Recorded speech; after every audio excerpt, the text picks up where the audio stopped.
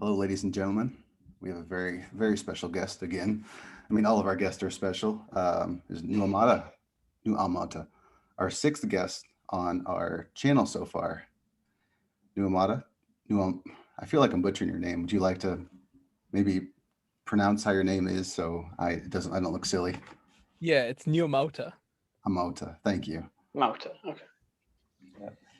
New Amauta is we met, I think, through Instagram. Connecting each other through a lot of various similar interests. I think Juan Chalo, we're going to give him a little shout out. Hey, so for New Amauta, he has his Instagram page, got like 1,000 followers. This guy is really intellectual, has really, really good posts. So I'm going to put the link to his profile in the description. So please, guys, give him a follow. He has really good information for you. Definitely. New Amauta, you are of Bolivian descent. That's really impressive because we have not had anyone on here anywhere like up south of South America. So it's great to have you on. If you wouldn't mind, maybe telling our guests who maybe aren't so familiar with Bolivia, Andes, a little bit about yourself. Imanaika Sangichik, Wagesni, Emanasni. Hello, how are you all, siblings? Trying to be gender neutral here. And yeah, my name's Arnold. I run the page New Amauta on Instagram. I'm a fresh new Instagrammer, so I've just started like less than a year ago. But my focus, I didn't want my focus to just be on Bolivia, even though that's my focus intellectually in terms of like my academic work is on the Andes. But I wanted to make it continental because I think it is important for all indigenous peoples to see the struggles that are very much interconnected with the demands and the senses of oppression that people are feeling across the continent. Whether or not you speak English, Spanish, French, Portuguese, there are trends that follow through all of the indigenous movements in the continent, and that's one thing I wanted to make clear with my Instagram, because I saw that there was a sense of that happening, but there wasn't the second level. No one was. I didn't feel like many people were digging deeper, so my page came out of that that need and that desire that I wanted for myself. I wanted to read about like detailed information about different indigenous movements in Ecuador, in Colombia, in Honduras, in Canada, and though I'm working slowly, I'm trying to go through different countries. Um, in terms of an introduction of who I am, if you wouldn't mind, uh, so I was born in New York. Um, I what was it, in Queens? I love, what was it, being just born here. You see like all of the immigrant communities coming through. Like you see everyone from Asia, from Africa, from Latin America. You see folks from Tibet. You can see folks from Nepal, folks from like all parts of India, Bangladesh, Pakistan, also from like Ecuador, everyone from like Korea, China, Ecuador, Bolivia, Peru, Guatemala. You see the whole world here. But one thing I realized within the Latin American community here was, no matter how many people you saw, there was no one indigenous from this community. So that made me, and when I was growing up, that didn't mean much because I didn't have a sense of history or a sense of identity up to that point yet. But as I grew up, as I grew older, I recognized that my dad and my grandma in Bolivia speak Quechua.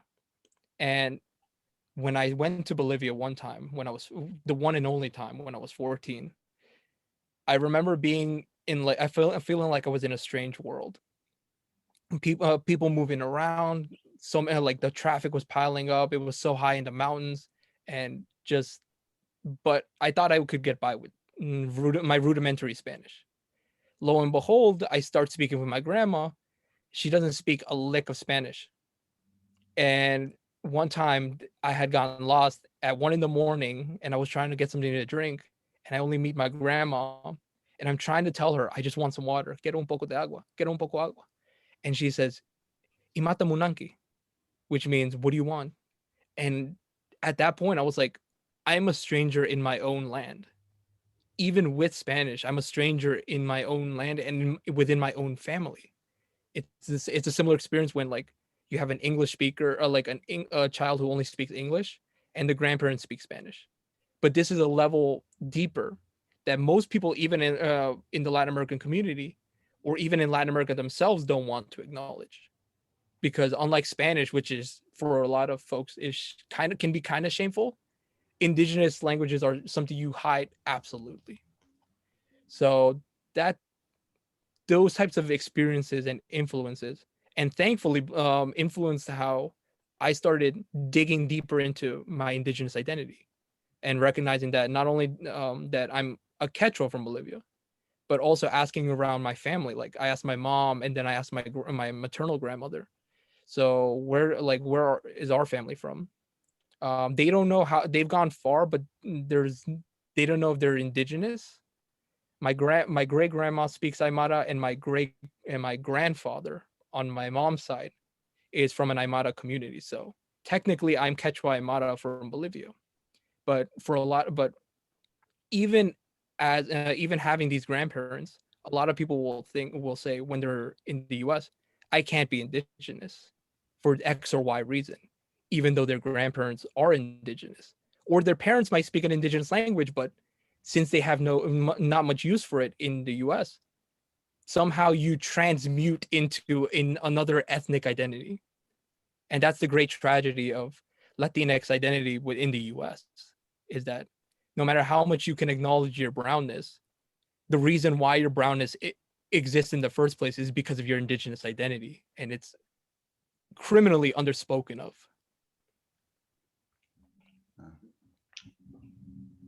It's sad that we've came to this point over so many, centuries of political whitewashing.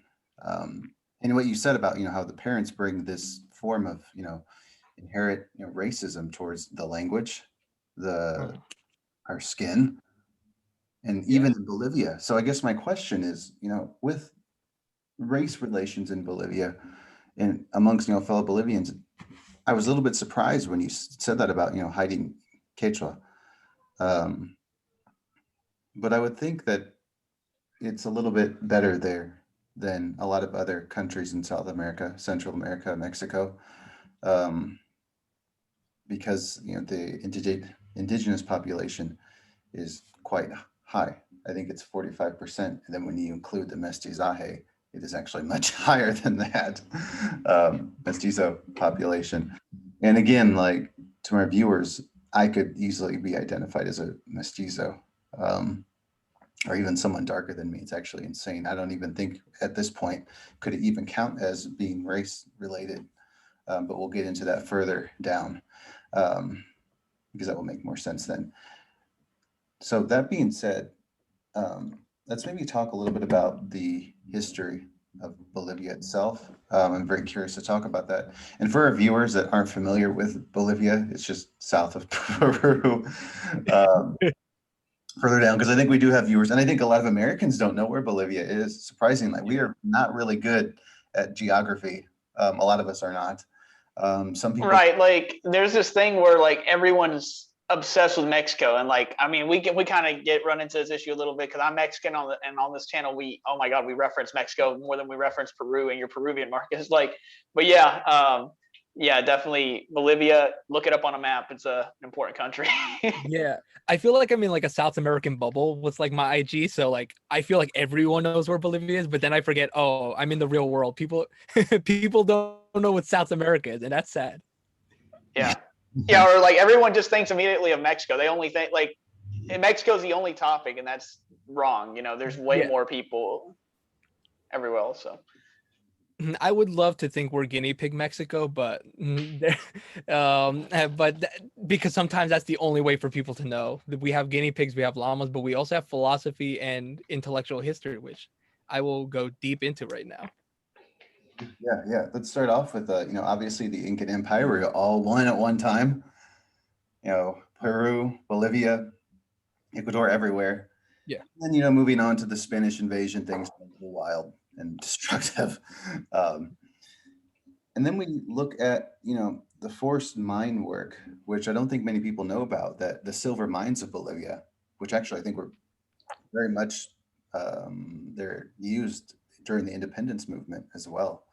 I thought like those resources were completely gone once the Spaniards left, but the silver mines were still very much, in use. Um, Unfortunately, I always view independence as it's just fake to me. It's not real. And my reason for that is because it's just the same people that were taking over. Yeah, yes, the Spanish left, but their sons, daughters, or whoever you like to call them, took over those government positions. They continued on the process, the practice of forcing native indigenous people to work in these silver mines till death. I mean, sure, what, maybe they got a few pennies for being paid, but it is a joke to me, to be very honest.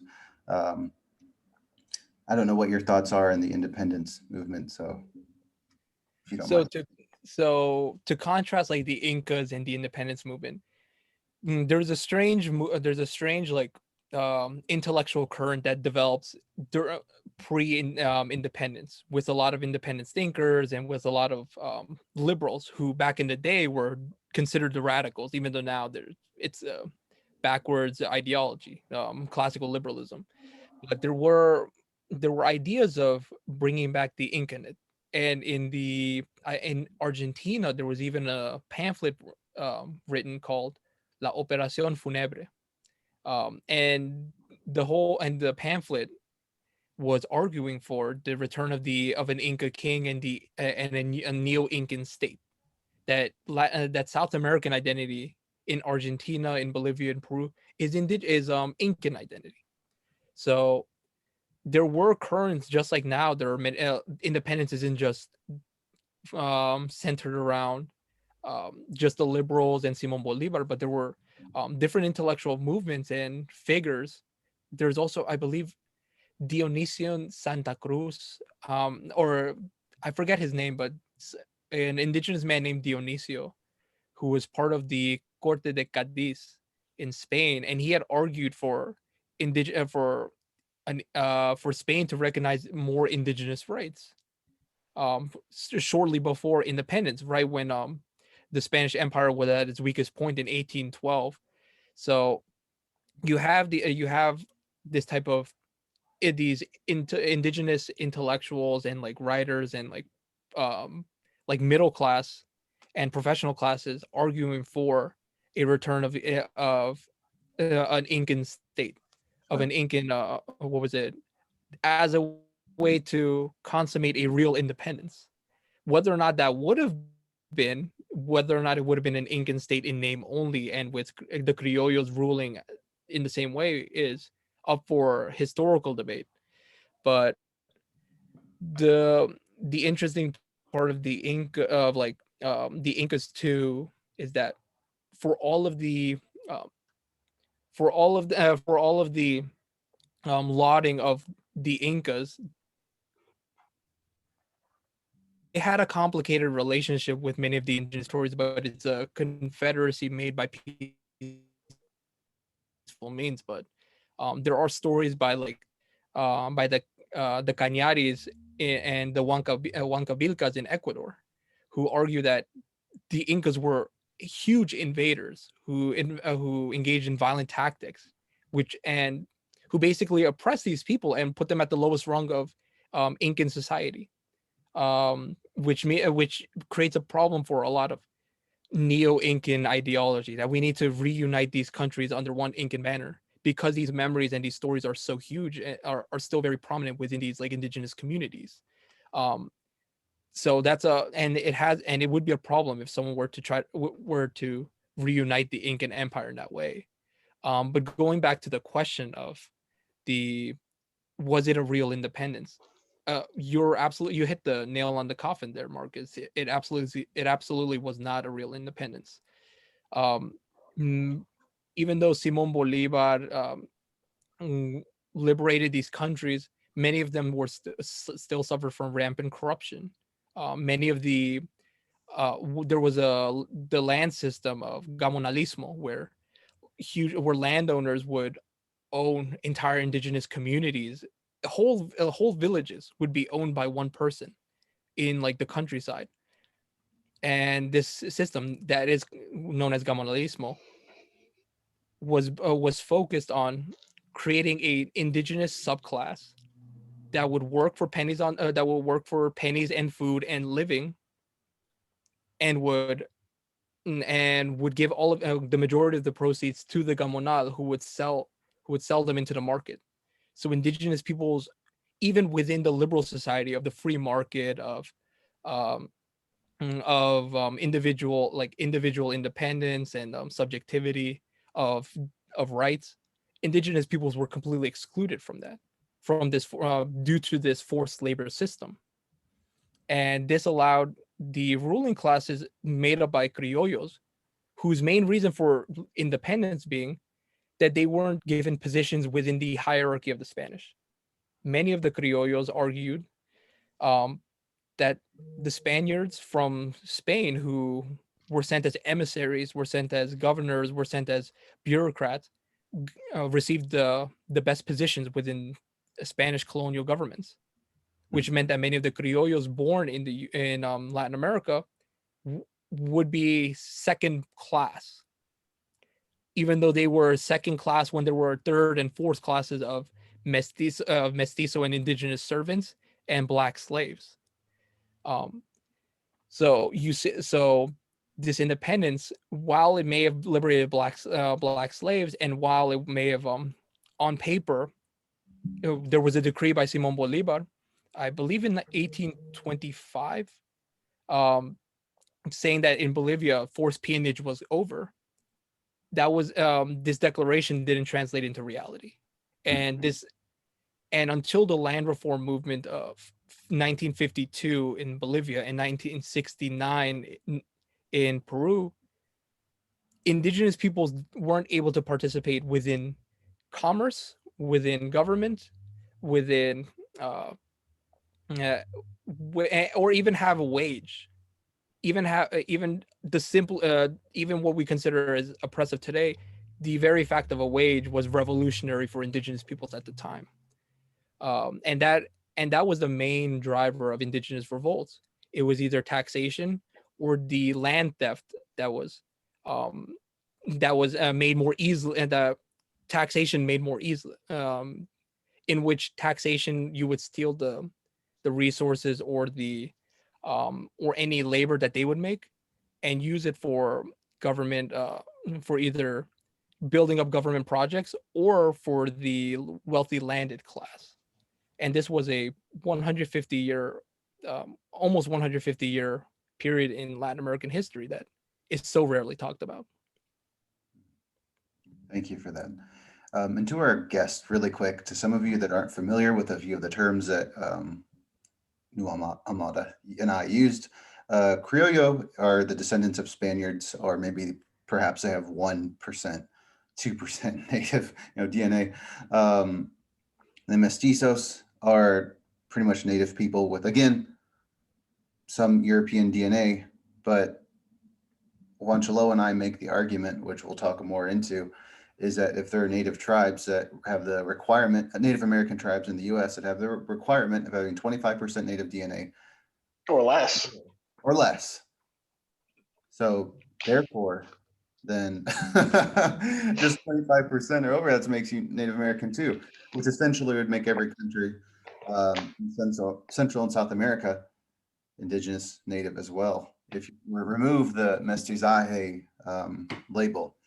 Now, this is obviously not included for Argentina, I don't believe, and probably Uruguay, but every other, and the Caribbean islands, because natives were wiped off the face of the earth there by the Spanish. Yeah, and I mean, you also have some of the other islands like Puerto Rico or like Cuba, which I'm not throwing shade, but I'm just saying a lot of them they got decimated, so it is what it is, you know? Yeah. Some people argue that in the countrysides, like in the mountains of Puerto Rico or in the eastern part of Cuba, there still are descendants of indigenous Taínos. Oh, yeah? Since they're very much mixed and they created a mixed culture, they don't self-identify as Taínos. They're known as Guajiros in Puerto Rico, but it's still, but many of them hold on certain traditions or practices that can be traced back to the Tainos, and the Neo-Taino movement is also trying to reclaim that. So there are complicated.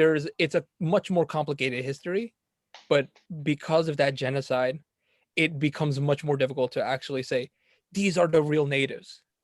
On many in many cases, because they don't fit the stereotypical idea of what a Taino Indian is, even though Yeah. indigenous peoples um are historical beings who like change with history as much as any other cultural or ethnic group or racial group. Yes. Yeah. And just I want to clear up, like, no hate towards our native brothers and sisters who do have, Taino blood in the Caribbean. Right. No, none at all. None at all. I would like the only reason I make that comment is because sometimes I've noticed this. There's certain people that are like all on board for Puerto Ricans and like Cubans to like, oh yeah, embrace your indigenous roots because you're all that's left, right? And these people are like 15%, 20%, which is fine. That's good, right? But then you'll have people like me and Marcus that are like half or over, and then those same people will hate on me and Marcus and call us mestizo, and it's like you got to use sound logic. You can't like, what are you doing? You can't like, it's just ridiculous. You know what I mean? That's what I'm kind of calling out here a little bit. Oh, I've I seen see that. what you mean. Yeah. That's a valid thing to get angry over. Crazy. Yeah, because it's like I said, I'm not hating, but it's like you got somebody that's like 15%, and you're like, oh yeah, you're indigenous, you're Taino, and then I'm here at 50%, and you're telling me I'm mestizo. Like, fuck off. Like, come on. Yeah, beyond that, like, how are you getting involved in someone else's indigeneity when they have their own standards for that? Like, Yeah. pick a side. Yeah. And then you'll have, pro Latinidad, Hispanista, I think of what they say. People that will say, no, you can't be native. You're a mestizo. Like, if you're trying to join me to get your cause, like join your cause, you insulting me about that isn't going to get me to agree with you. I want to Yeah. part of, Mestizaje, Latinidad. The strange part about Hispanismo is that it's very much linked to fascism. I don't know if you'd want to take that out of the video because YouTube could be very fickle about using that word, but yes, they were very much connected to Mussolini, to um, what's his name, Francisco Franco in Spain, and they had back in the 20s and 30s, and they liked Franco, they liked Mussolini, they liked Hitler, and many of them actually there were movements in Peru, Bolivia, and like Mexico that that said, oh, because of our Catholic culture and because Spain blessed us with their cultural heritage and even their notion of mixing. So even notions of mestizaje were fused into this fascism within Latin America, like Vasconcelos or the Sanchez Cerron in Peru. Um, Many of them were opposed. Many of them were took that force and even appropriated mestizo identity for that lane. But it wasn't that you were mestizo; it was that so you have mixed blood, so you were excluded. But it was because you're mixed blood, because you're mestizo, and because you have you have a Catholic, ultra Catholic religious identity and a European mindset. You were allowed to be to identify with like your European fascist brethren.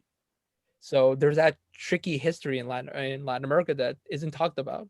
But also, Hispanistas are like not popular at all. Yeah, I wouldn't think so, because like that's really out there. Like, to say, I would say that's more cringe to like the average like Hispanic, right, or the average Latino that isn't aware or doesn't really embrace the fact that they're indigenous. I think they'd be more likely to say, oh, I'm indigenous, as opposed to I'm a Spaniard. I think the Spaniard thing is more of a stretch, in my opinion, to the average person.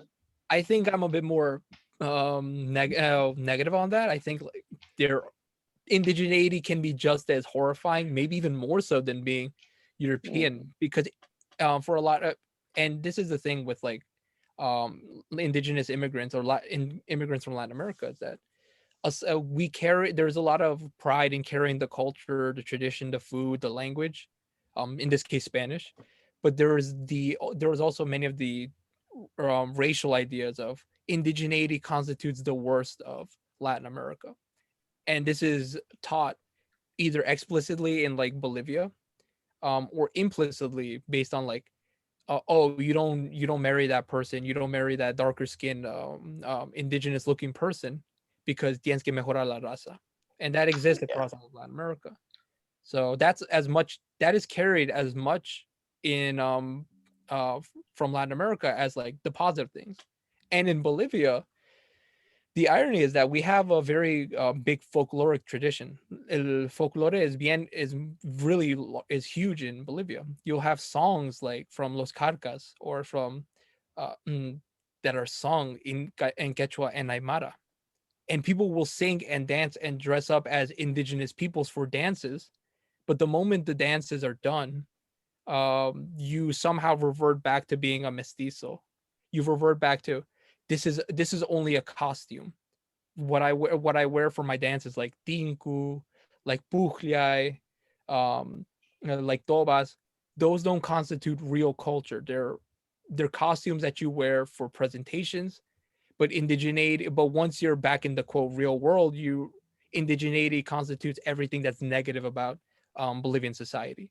And there will be people who would sing in Quechua and Aymara for these songs, but then say the worst things about indigenous peoples at the local like at the local party. So even in Bolivia, where indigenous culture is huge, that divide between folklore, national folklore, and indigenous identity is there's a big gap between the two, and it's not acknowledged much. But when it is acknowledged, it's a big problem. So then my question for you, my friend, New Amauta, Yeah. would be how do we change it? I mean, I know you brought up the parents, how it's taught down by parents. So what do you think is the biggest proponent of why this is still happening in 2021?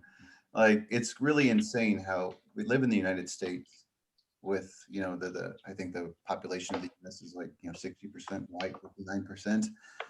Obviously, we have a very large Anglo population, but we make it out here as saying, you know, it's okay to be dark skinned. It's okay to, you know, marry who you want because that's, you know, what we're about. And I know that it's two different cultures, completely different cultures between the US and a country like Bolivia.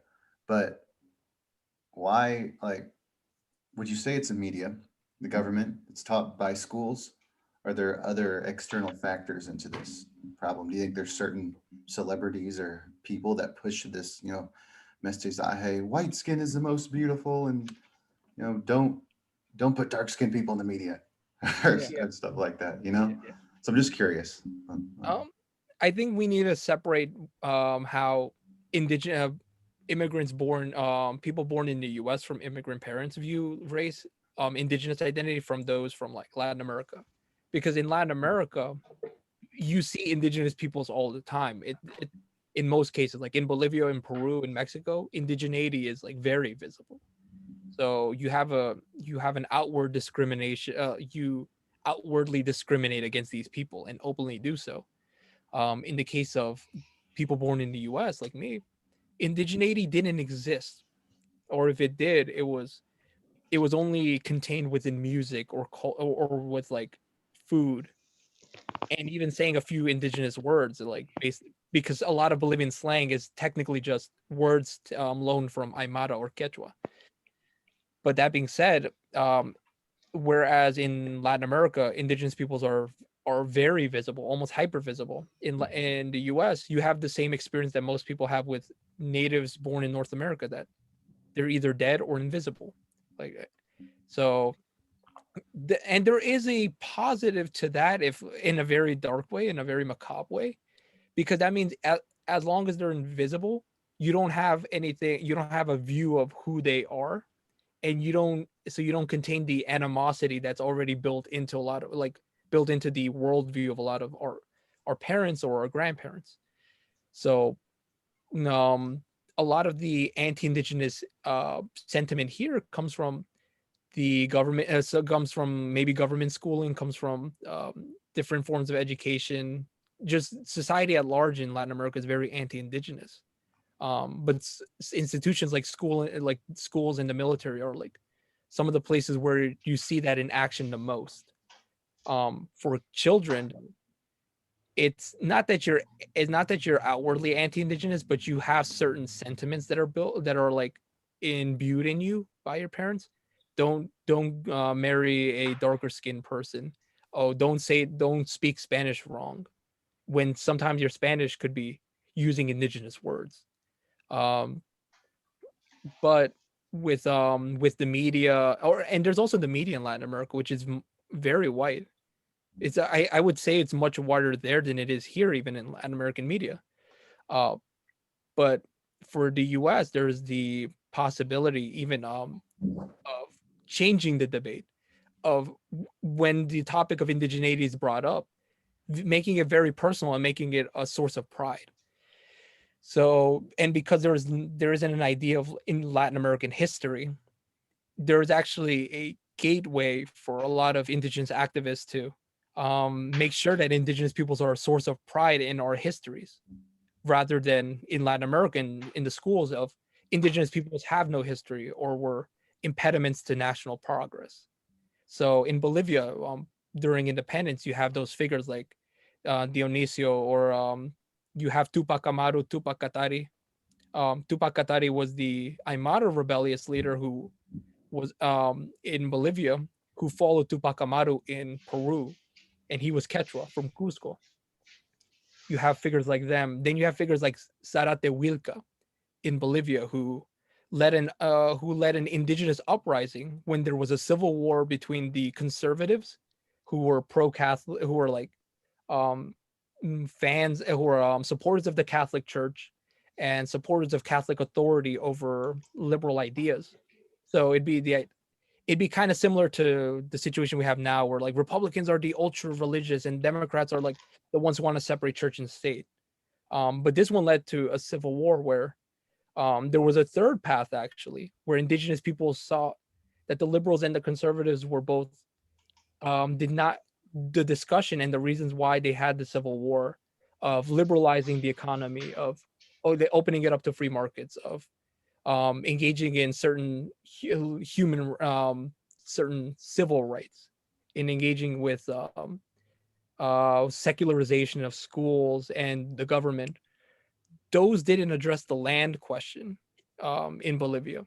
So indigenous peoples constituted a third movement aside from the white liberals, the white and mestizo liberals, and the white and mestizo conservatives.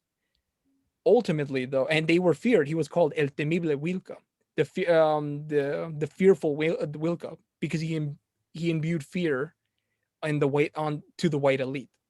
He was a real rebel leader, and had he not joined the liberals, who then betrayed him, they killed him and then disbanded his army. Zarate Wilca could have actually been and his indigenous army could have been a major force within Bolivian politics. So indigenous peoples not only led national histories, but were in many points in the past were the drivers of new political ideologies, and stepped and were outside of the political spectrum of white left and white right. But these are stories that are rarely told within like our histories. And if we were able to tell them and do so with pride, saying, see the problems that Bolivia has and the US have, indigenous peoples have been fighting against those from a Eurocentric lens, but from an indigenous one. And we have figures in histories with names, with stories, with epic tales, and whose actions had implications for centuries forward. And we need to, and I think the best thing we can do is build media, alternative media, and maybe take over some of the education system. Literally, just teaching educators on the university levels who would become teachers, and like engaging with progressive Latinx families who are either sympathetic or are indigenous, to join PTA meetings and say, hey, we want indigenous history for our kids because that is a integral part of Latin American history, which is also severely underrepresented within school systems. But I think that can be like in a similar way that the Chicanos did it. I think South Americans can engage in a certain level like that too now, in spaces like New York, in Virginia, in New Jersey, where the South American population is large. I remember I was talking with someone before here, his name was Claude, and there was a very large, South American population where he was from in New Jersey. So I was in a Peruvian population, Mm. American population there. And when I mean New Jersey, I mean like where it's right next to, like on the side of where New York is, right close to the border. I'm glad you said that about, the wars and, long live Tupac Amaru. Why, like, my question was why the, criollos were able to beat Spain, but, so many native revolts failed. Why Simon Bolivar was so successful. And a lot of it was, like you said, political, like indigenous people, them still, constituting the majority of the population of the Spanish Empire still. But they all had different political views at that point in time when it was in the 1800s. Because I was always curious because there were a lot of native revolts and some were almost successful, I think, but still ultimately failed against the Spanish Empire. And it wasn't until, Simon Bolivar came into the picture. And then the Spanish Empire was on its heels and ultimately lost. Yeah, so I'm not the most well read on Simon Bolivar or the Wars of Independence, but from what I can tell, the indigenous revolts didn't have much. One of the biggest failures of the indigenous revolts were just the time and the foreign allies that they had, which they didn't. On the first level, with like the point of history, the Tupac Amaru and Tupac Katari rebellions happened in like 1780 to I believe 1782. At that time, the Bourbon reforms had happened, in which in which the Spaniards had levied more taxes. They had raised more taxes on the colonies, which meant that more labor had to be done by indigenous peoples, for which they would receive no benefit. And before someone says, "Oh," before some libertarian says, "Oh, see, even indigenous peoples hate taxation," this is taxation within a colonial context, in which indigenous peoples were, their labor was taxed to such a level in which they barely had clothes or even housing. People lived in huts, not to say, like, not because they were savage, but because the economic conditions that indigenous peoples were living in was so destitute. Because they were already not only were they within a colonial system on which they were the bottom rung, but they were forced now to do more labor and to focus less on their own communities within the feudal system, within the feudal land holding system, that any more amount of stress economically just broke the camel's back. So this is a different context from my taxes and my freedoms. This is a real violent colonial aspect in which the government had no social programs. The purpose of the government here was to literally rip wealth out of Bolivia and then send it back to Spain. Unlike now, where there's at least some social programs. So the libertarian argument is nowhere near the same as the one in colonial Latin America. But that was the one of the main reasons and precursors um, for the Tupac Amaru and Katari rebellions, and they were getting successful. Tupac Amaru was almost able to take over Cusco. Had he taken over Cusco, he could have instituted that as the new capital of a new Incan state or a decolonized Peru.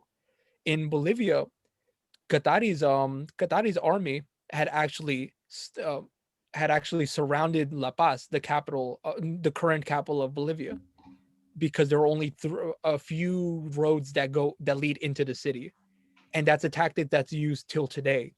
The starving out the city is a topic that indigenous peoples, like in 2000 and 2003, used when Felipe Quispe was leading them. But not to get ahead of myself, those tactics were successful. However, the Spanish were still powerful. The reasons why Simon Bolivar won was the Napoleon and the French had defeated Spain, which meant that the mother country, the metropole, was destabilized, which gave rise for the liberals and the Enlightenment thinkers in Latin America to say to make alliances with the criollos and say we want our own independence. Because now Spain didn't have as much of an iron hold control on the colonies as they used to. And they also saw the weakness of the empire itself by their defeat to France, which led the way for Simon Bolivar and the rest to take over. And there was also, and now to the second point, you see the foreign alliances. Tupac Amaru and Tupac Katari didn't have foreign alliances. I'm not sure if that's because they couldn't make them or didn't want to, but they were rebelling all on their own.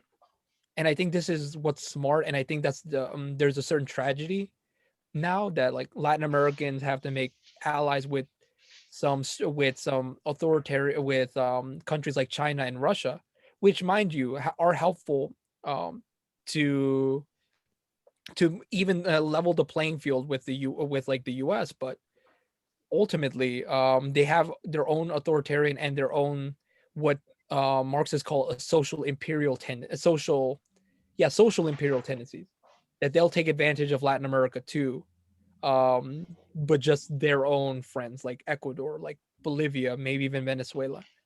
So that's so there is an intelligence there. There is there's strategy there.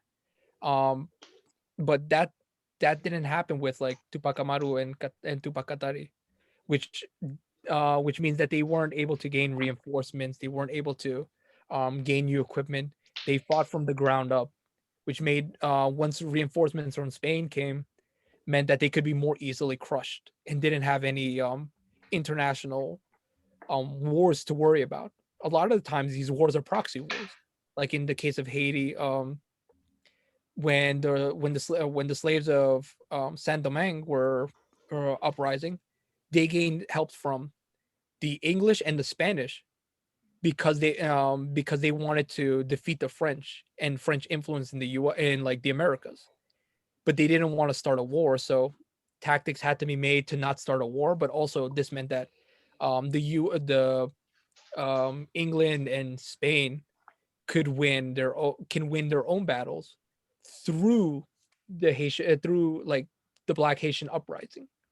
In the case of Katari and Amaru, that didn't happen. So those are two big reasons why.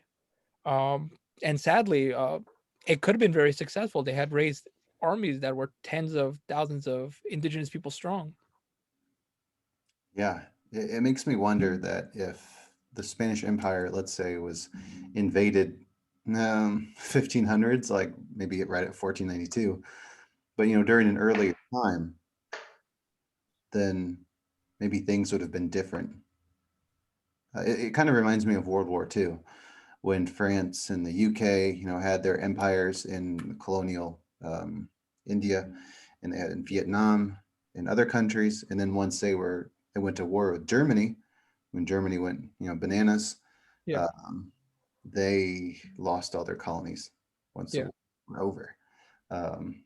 So it's actually kind of interesting because you see like the wheels turning of the colonial empire in Europe, and then one of the wheels decides to go off, and then all the other colonial countries are like, wait, what's going on? And then they end up fighting each other, and then they lose all of their territories. Yeah.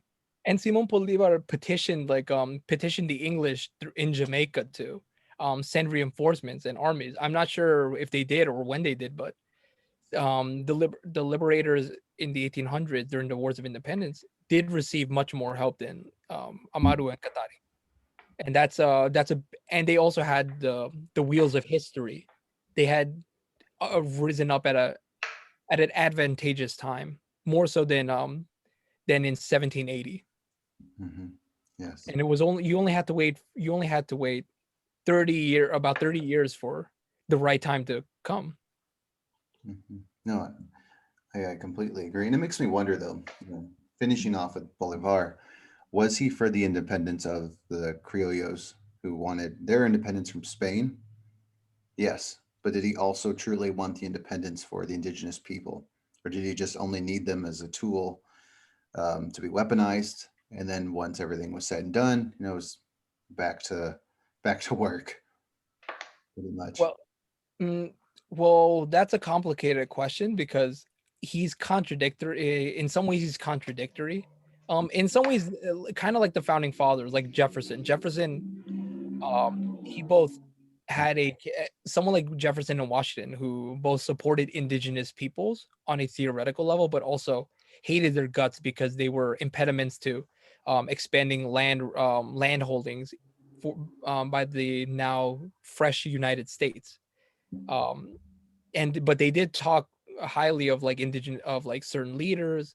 There was even a plan by Jefferson to there was a speech he gave to Six Nations, not the Six Nations Confederacy, not the Haudenosaunee, but six different nations, I believe, in the South, to mix between the white settlers of the U.S. and the indigenous peoples there, a kind of uh, U.S. mestizo race was the idea.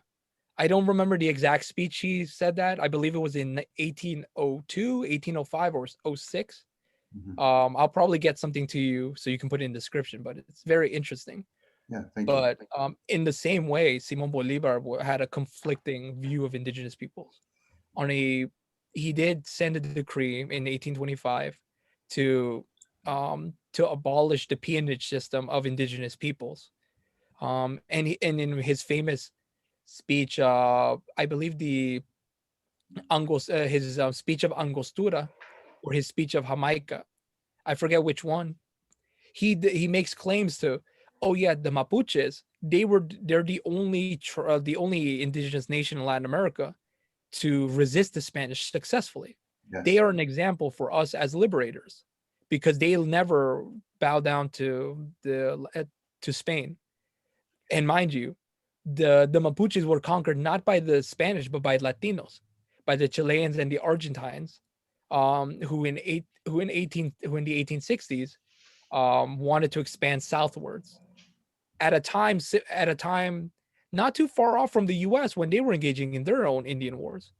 So you see like the collaborations there in where Latinx identity and American identity, a white Anglo-American identity, are not too far off in questions of indigenous land and peoples. Hmm.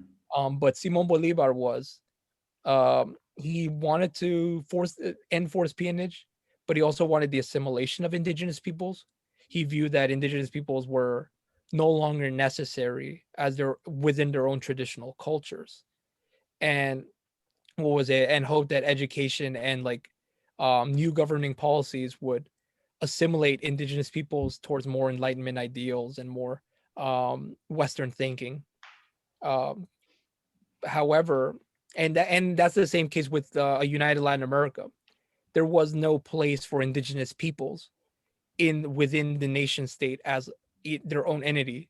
They were Bolivians, they were Peruvians, they were Ecuadorians, which meant they didn't need their own indigenous identity. And that's one of the faults with classical liberalism of their indigenous cultures are somehow antithetical to modern economic and human modern economic values, to modern values of what constitutes a person. A person is an individual. A person is engages in markets, and a person is someone who sees things scientifically.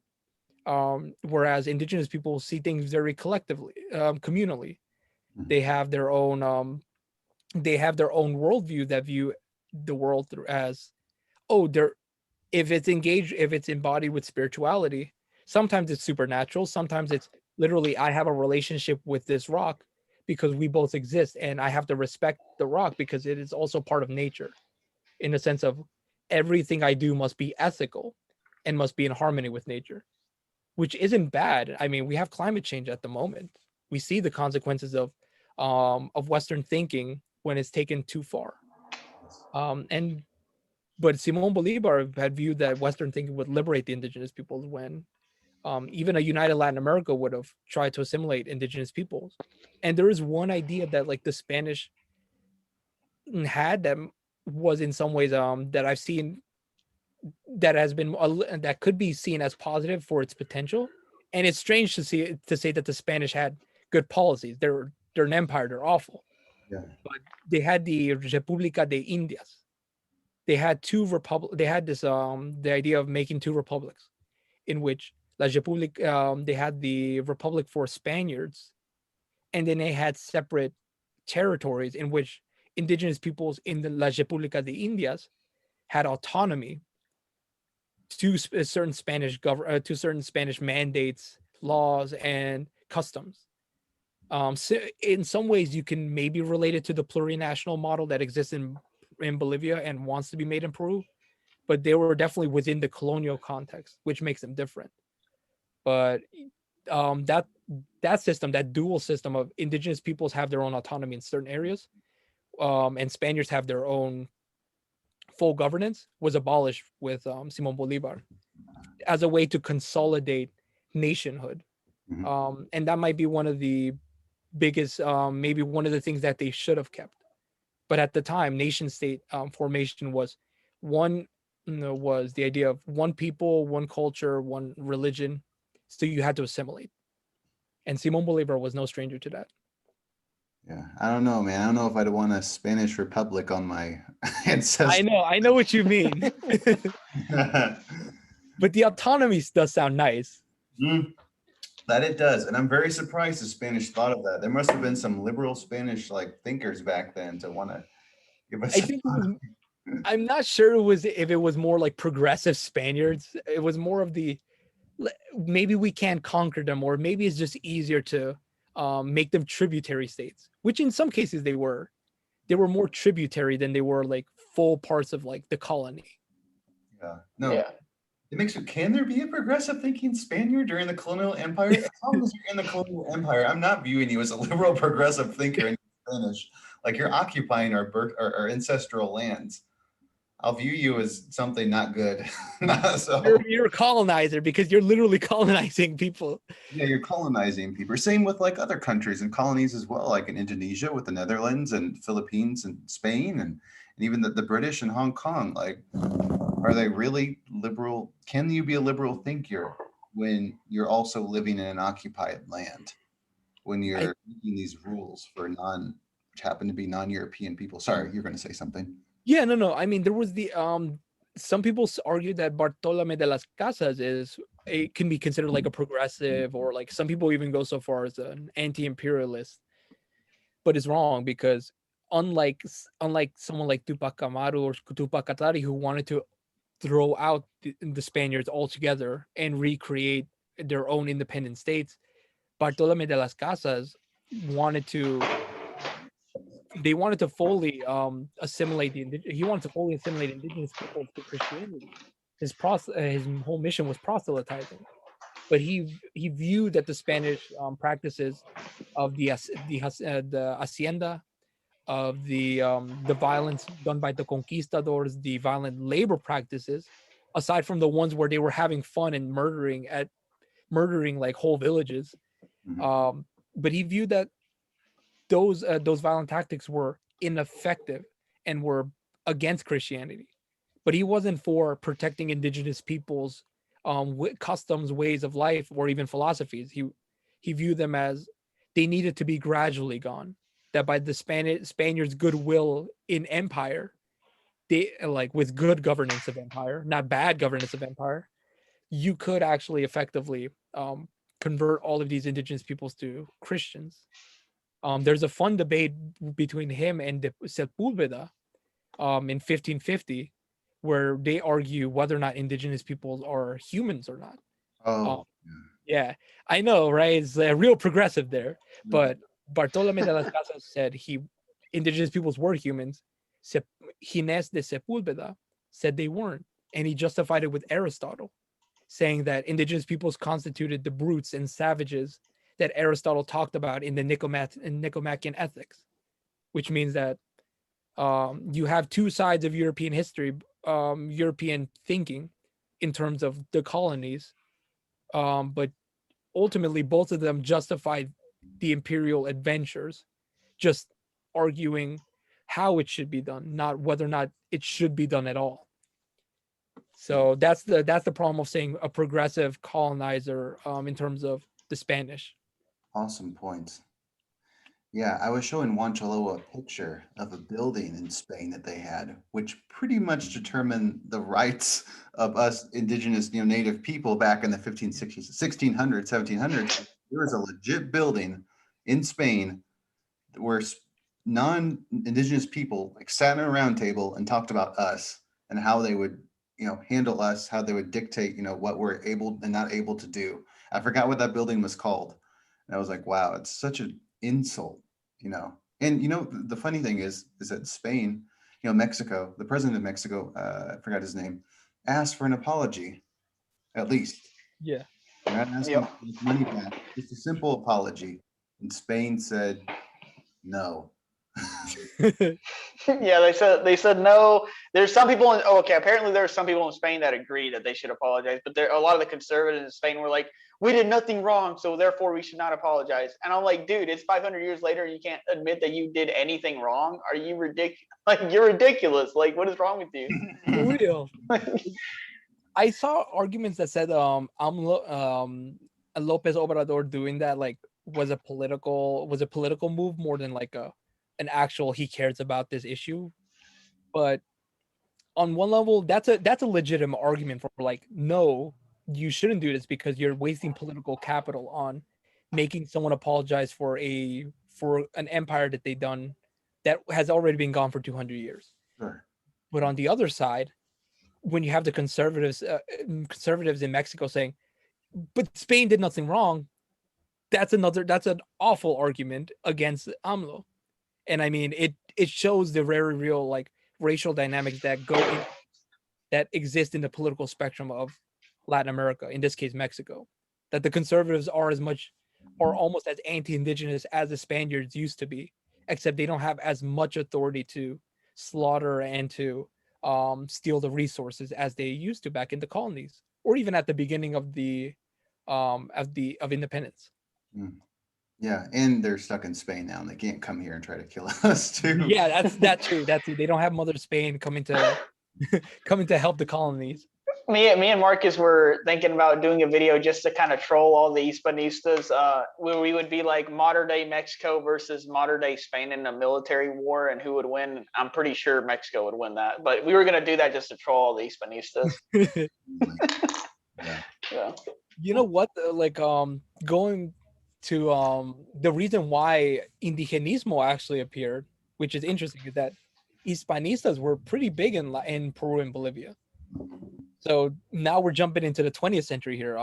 Back in 1898, we're almost at the 20th century. There were authors that were already thinking about, hey, we need to start thinking of indigenous peoples here within our literature.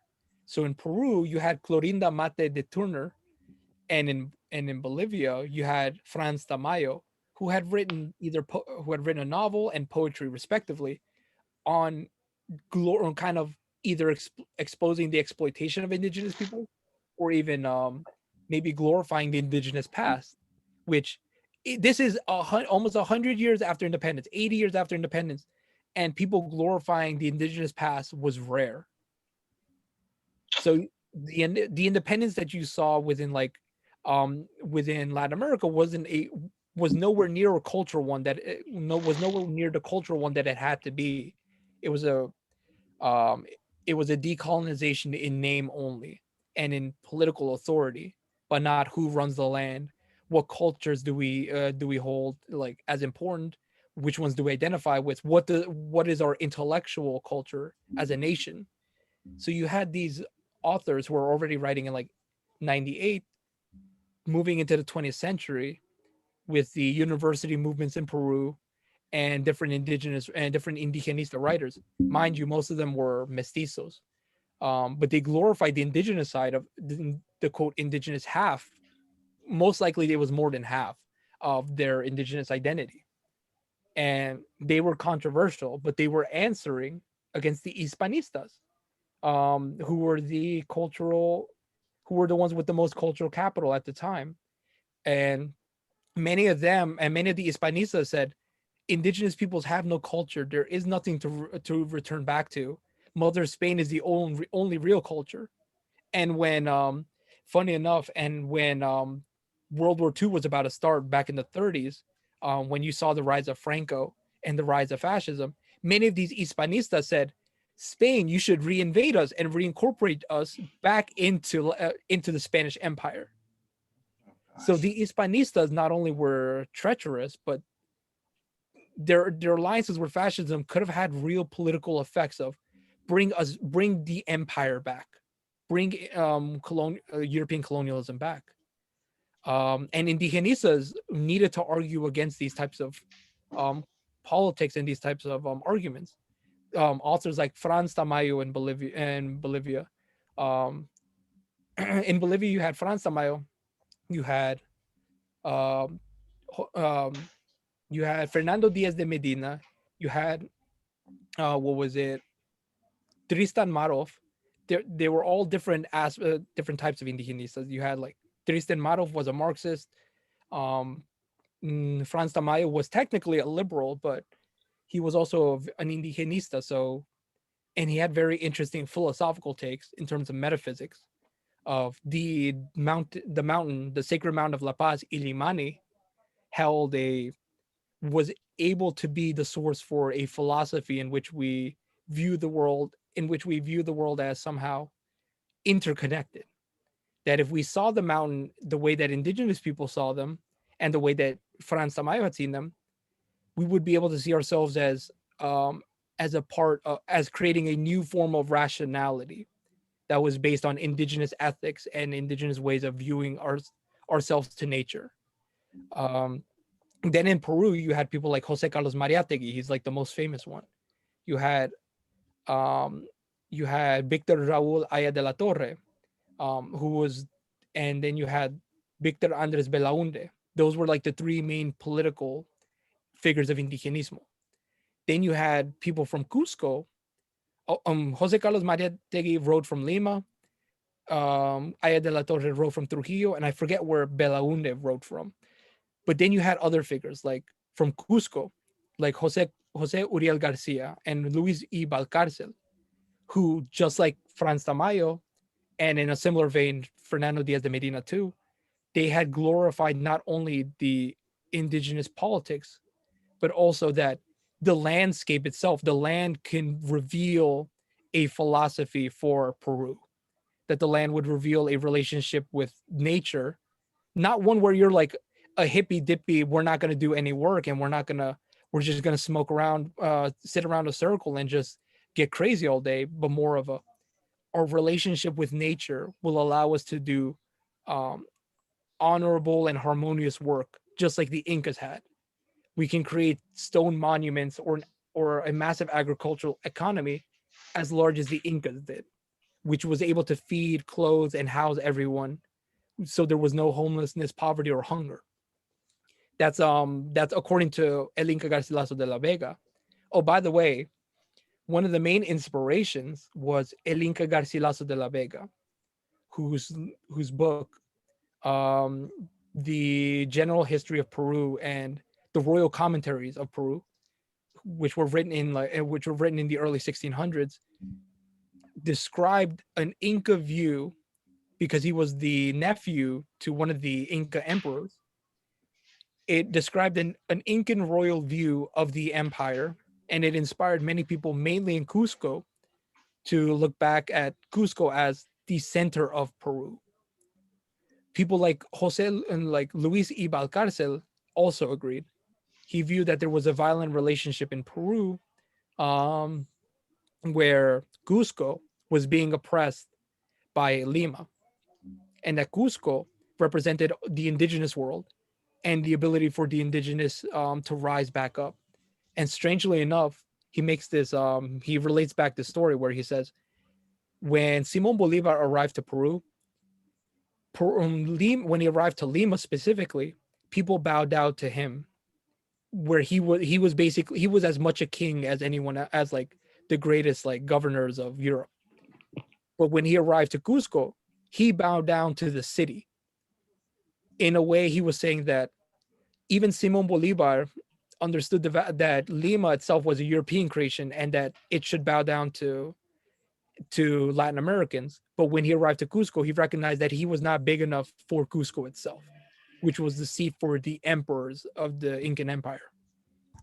So there's that duality that's created, which is a big part of Peruvian politics. And a lot of Hispanistas, or people whose parents and grandparents were Hispanistas and intellectuals, still reside in Lima, whereas many of the ones who were indigenistas still reside in Cusco and in like the countryside. Crazy how that works. So pretty much like, and we'll get more into this in Peruvian politics, which we're about to cover. You know, Lima, coastal few cities in around Lima are very much like pro Hispanista, where in the inner parts of Peru, you have Yeah.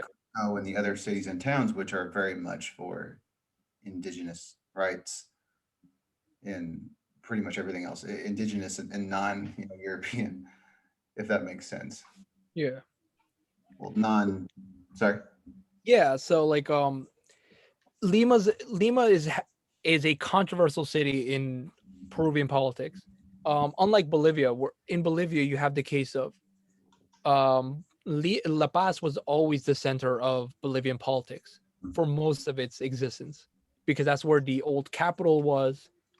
That's where a lot of the government seats existed, but also some of the largest populations. And it's right next to a bunch of Aymara cities, Aymara villages. So it was and actually in La Paz, you can see Mount Illimani, like in most streets that you're in, or especially if you're in an apartment building, you can see Illimani from outside your window. So you're steeped in the indigenous world, and no one can deny that. Even most people are a lot of people are either bilingual or use Aymara slang in their Spanish. In the case of Peru,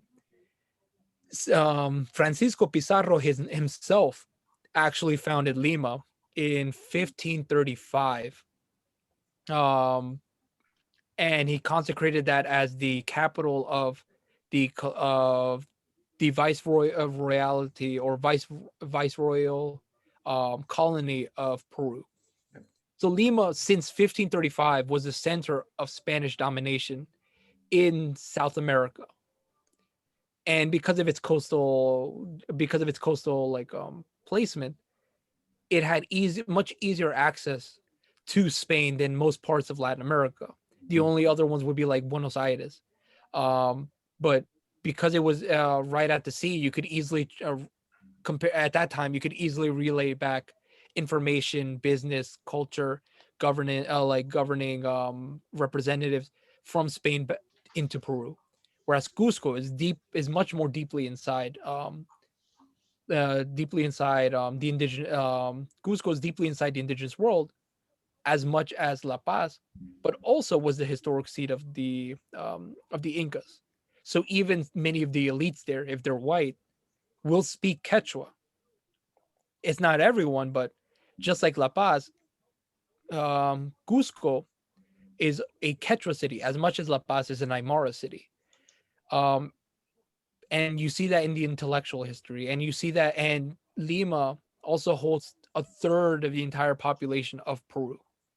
The insanity of a demographic divide like that, where out of about 35 million people, 10 million of them live in one city, Lima. Crazy. I was there. Yeah, and then there are about like more than 30 provinces, and you divide up the rest of the 25 or so people across 30 provinces.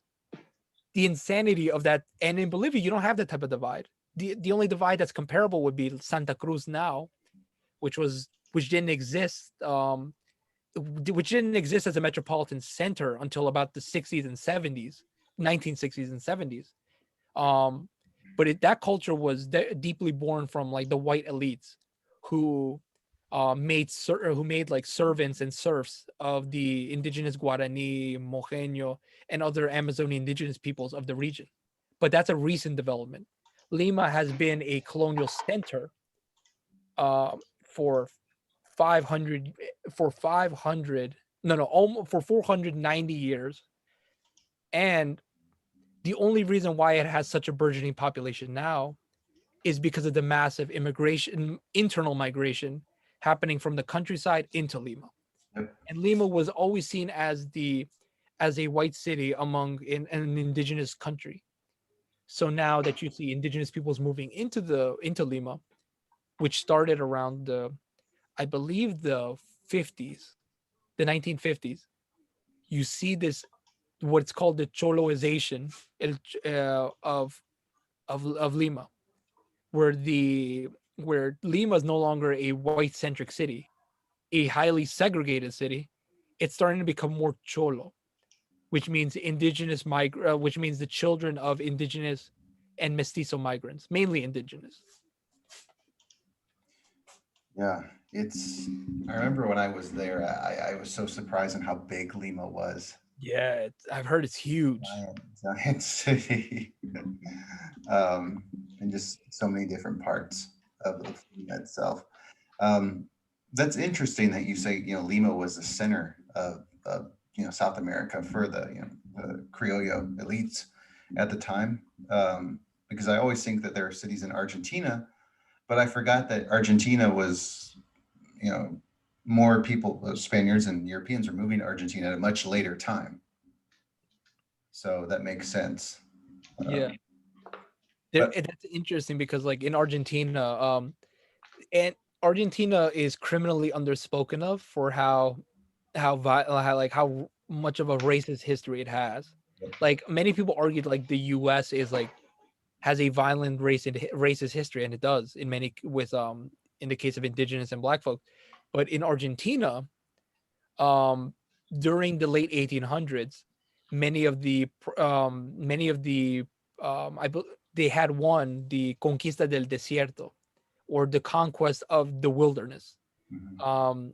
which was a military campaign, I believe, started by the president General Roca to invade the south of Peru, no, the south of Argentina, where the Mapuches had been independent for hundreds of years, even during the Spanish Empire, and incorporate all of that land into Argentina during the 1870s up to the 1880s.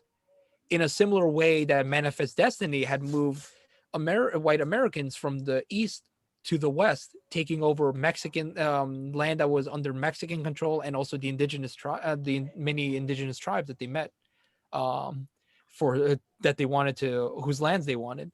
And in a similar way, after that, Argentina viewed itself as white but not white enough. So under the racial sciences of the late 1800s, where eugenics was popular and Darwinism had taken on was interpreted in a social sense, social Darwinism. We need to better human races, and you know where that leads to.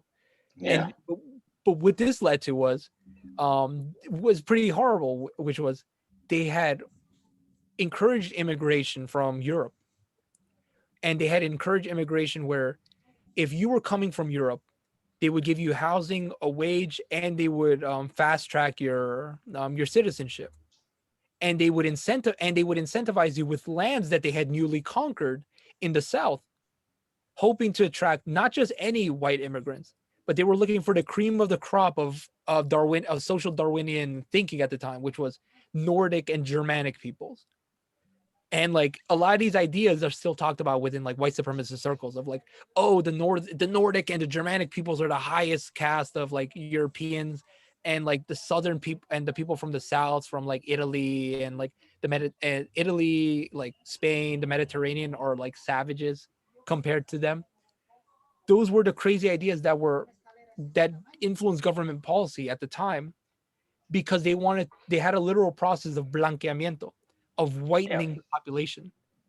And that's the reason. But they got but instead of these quote high class Europeans coming in, many of the ones who came in were either new immigrants from Spain, or the Italians that are the Italians, um the Welsh, I believe the Welsh and the Scottish, and they also received some Arabs as well. Arabs becoming white in Latin America, because compared to many indigenous peoples, they were much more whiter, and they weren't indigenous. So even folks from Lebanon, who were popular, became white. But the whole point was during from the 1890s through until like the middle of the 1900s, the process was to make Argentina an all white country, more so than any other country in Latin America, which is why you don't hear of Argentina as indigenous, even though there are indigenous peoples like the Com, there are Quechuas there are the Mapuche, you have the Diaguitas, and it's a highly violent process that even the U.S. didn't reach. It is crazy, and it shows, and that process still exists when Bolivians, Peruvians, Paraguayans immigrate to Argentina. There are some of the most discriminated populations there. And when you ask most of these people who they think an Argentine is, they'll say it's a white person instead of a Com, Diaguita, a Mapuche, who are still alive and who are the actual keepers of the land that is now Argentina. I think the thing that makes me the most angry out of all the Argentina, Chilean, government tactics on how they handled indigenous situations was within the Chilean government. I forgot the exact name of the tribe, but they wanted to find more land, and there are these what they would consider primitive, indigenous people, not, but they're very much an agricultural society, and they weren't leaving the land. So what the Chilean government did, I want to make sure it's the Chilean government, was they pretty much brought in, people from Europe, hunters and whatnot, and pretty much hunted all of these, indigenous members down, like dogs, animals. Yeah. So I think that being said is the reason why, like personally, I can't trust criollo ran governments. I don't care how discriminating, I sound, how racist it sounds. It's true. There's too much evidence to prove that the connection between a criollo ran government and indigenous people, it doesn't work. It has to be changed. I can't. Yeah, just talking about that gets me very angry.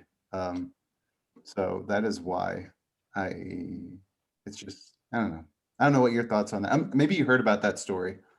I'm unsure. It sounds like a lot of stories. Wait, can you hear? I hope you can cut this out, but like, can you hear any sounds in the background from my end? No, you're good. No, we're good, man. Okay, good. What was it? Yeah, so I'm not sure about that episode in Chilean history. There's so many histories like that, like in Argentina, in like all of Latin America. So it doesn't sound that special in the sense of I can pinpoint it down. But in Chile, they had their own campaigns against the Mapuches called the La Pacificación de la Araucanía, or the pacification of Araucano land.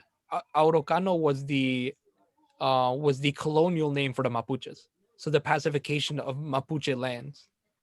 And that was also another Latino manifest destiny that was engaged by the Chileans towards the Mapuches in the south, and that lasted from 1868 to about the middle of the 1880s, I believe 85, and that coincided with um, the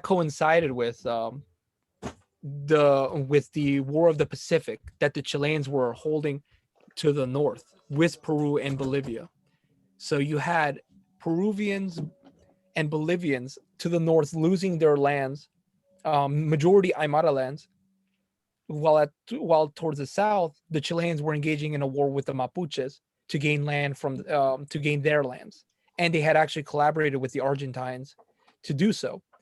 So you see, in Latin America, there were their own forms of manifest destinies that were very similar to the U.S. Yes. To the U.S.'s, and there are other ones too in which like Brazil engaged with like their own manifest destiny into the Amazon. You can argue that the different massacres and the assimilation of indigenous peoples in the countryside constitute a smaller, more prolonged manifest destiny by consolidating the nation state in these ungovernable territories of the countryside that are indigenous. They're engaging in a manifest destiny of we're going to consolidate the nation state by either assimilating or exterminating rebel indigenous villages. Mm-hmm. So in many ways, and that's a history of Latinx manifest destiny that's so rarely talked about, but is justified either in the case of Chile and Argentina under whitening the country, or in the case of Peru, Bolivia, Ecuador, Guatemala, Mexico, of making the countries mestizo. But in that way, they reveal the truth about these campaigns is that mestizo, white Latino or white Latinx, and white Anglo identity are all antagonistically bent in their most racist forms against indigenous peoples across the continent. Thank you. Yeah, that's true. We're actually going to get into that second part regarding the politics of Bolivia and Peru itself. Talking about the Bolivian Confederacy, where Peru and Bolivia again, tried to unite Yeah. as one country. I do believe that it was a envious, I think, attack, not envious attack, but just the thoughts from Chile and Argentina. They were kind of looking at this from a white supremacist view, saying, "Oh, these two countries are together. They're both, mostly indigenous, and they're doing a lot of, they're making a lot of money, and then their economy's, going better. Let's put a stop to it." If I'm not correct, that's kind of how it sort of went when they saw this confederacy into place. Is that Argentina, or was it Chile that went to war with them first? Yeah, it was Chile, I believe. Chile went to war, and unfortunately, we lost. I think half of Peru was against that confederacy. Yeah, there was a whole complicated situation because Peru was divided into two parts, the north and south sections, and then Bolivia remained the same as a third like region of this confederacy. Sure. The there was a there's a big problem with like the way the confederacy was founded. It was just there were too many corrupt officials Mhm. and to allow who wanted their own stranglehold on within their either the local communities or within the nation or within the newly formed nation states, Peru and Bolivia, that a reorganization within the confederation was um, would dampen their prospects, which meant that many of them didn't want to move forward, and many of the reforms that would have happened became stagnant. But it is lauded. It and many people see that like the Peru and Bolivian Confederation was an example of how close Peru and Bolivia are. Mhm.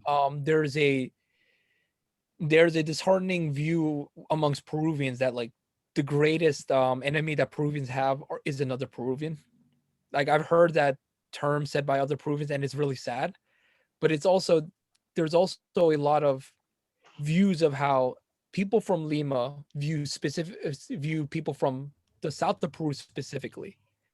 That the south of Peru is this ungovernable, like alien, backwards countryside full of indigenous peoples that have nothing to do with the civilized parts of Peru.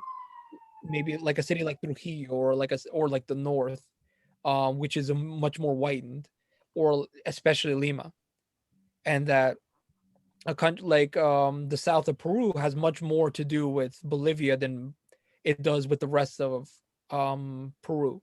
Mhm. And in many ways, it is true. I see many similarities between southern Peruvian culture within Huancavelica, within Ayacucho, um, within Moquegua, Cusco, Puno. All of those states have much more are much more prideful of their indigenous culture than places like Lima or in places like or other states in the north. And it's a disheartening tale.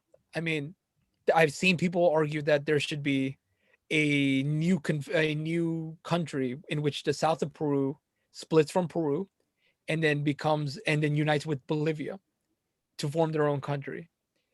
And I think that doesn't resolve the problems of of the racial structure of Peru. It just pushes them away. And I think and there were people who argued for a united Peru and Bolivia. There was the president Ollanta Humala in 2011 when he was elected, and he had talked with Ebo that maybe they should consider reuniting Peru and Bolivia again. Which, mind you, I would definitely love to hear about, and I would definitely love to know the details because the details matter as well. And national sentiments could always rise up to such an idea, but it never went through. And I think that's a painful fact that it seems that the Peruvian Bolivian Confederation will remain more like an episode of history than a real political possibility. Yes. Well, maybe one day we can all we can be united again. I believe we can, but we'll talk more about that a little bit later into the paper. Now, Juan Chalua and I did a lot of research into the politics, and let's fast forward a little bit to the 1800s, 1900s of Bolivia. Yeah. It seems that there were so many coups, so much Yeah.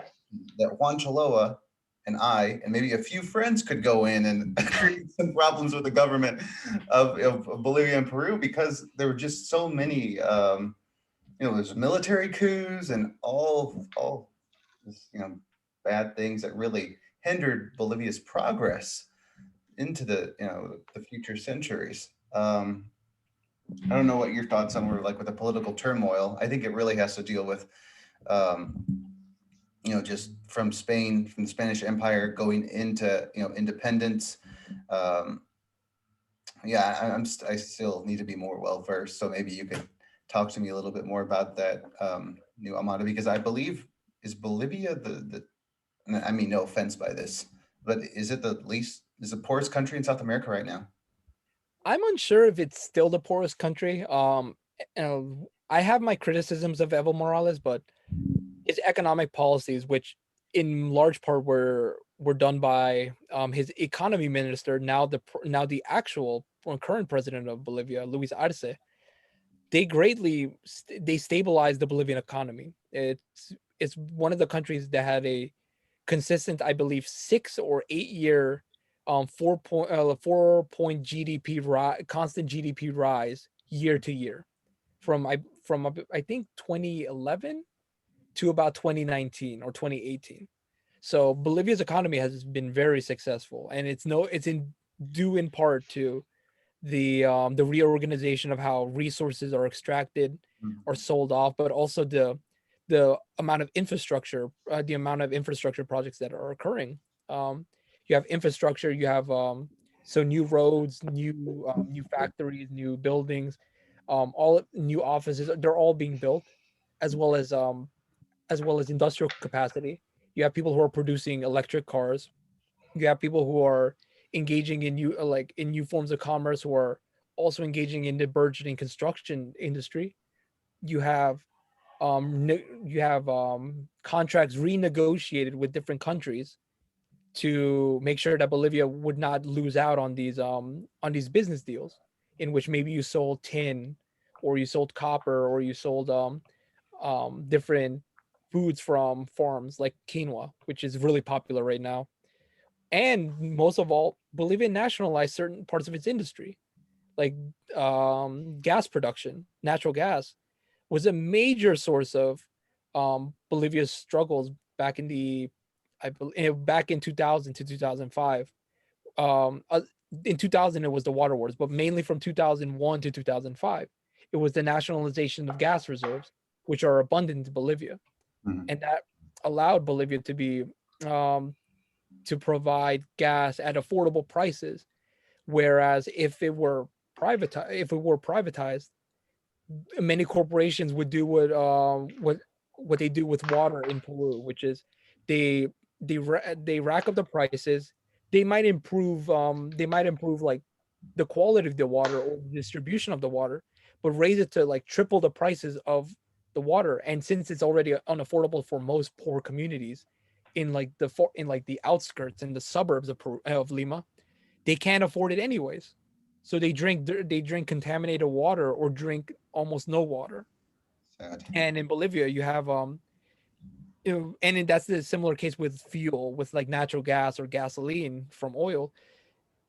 Bolivia's model was so successful that um it exports natural gas, where in 2004 it used to import natural gas from other countries. Now it exports it to major players like Argentina. And that shows that, and it's kind of like saying Bolivia is the little engine that could, but it's not the little engine that could. It's literally it could be a massive powerhouse. It could be a regional player in Latin American affairs, which it is now politically, but economically it can do so as well. And I believe if it united with Peru and Ecuador, it could be a world player on the scale of maybe at least of like Iran, of Canada, of South Korea, in the sense that it could be a highly productive industrial economy that is able to provide that is able to lift hundreds that is able to lift millions out of poverty, as well as create an economy of exporting culture and exporting resources that would make a new like Andean state a world player. But even then, if they weren't united, there could be much cooperation made between Peru and Bolivia. And many Peruvians who are progressive now see the Bolivian model as an example to follow. That Evo Morales' model is industrializing Bolivia, is redistributing resources back to the poor. They have social security now. They have the bono system, which is where they give social programs. Bonos in Bolivia are social programs, and they give them to the elderly. They have social programs for students and for pregnant women, which were almost fully excluded from the economy when Bolivia was much more privatized. So the Bolivian model is a success, and the rise in GDP is one example. I believe either the World Bank or the International Monetary Fund applauded Bolivia as a successful model of economics run by an indigenous socialist with his former Marxist economy minister.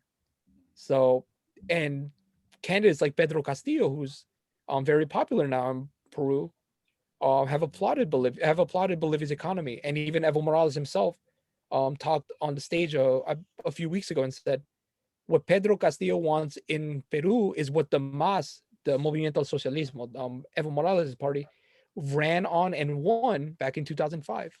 So we see Peru, in some ways, catching up to a modern Latin American state like Bolivia.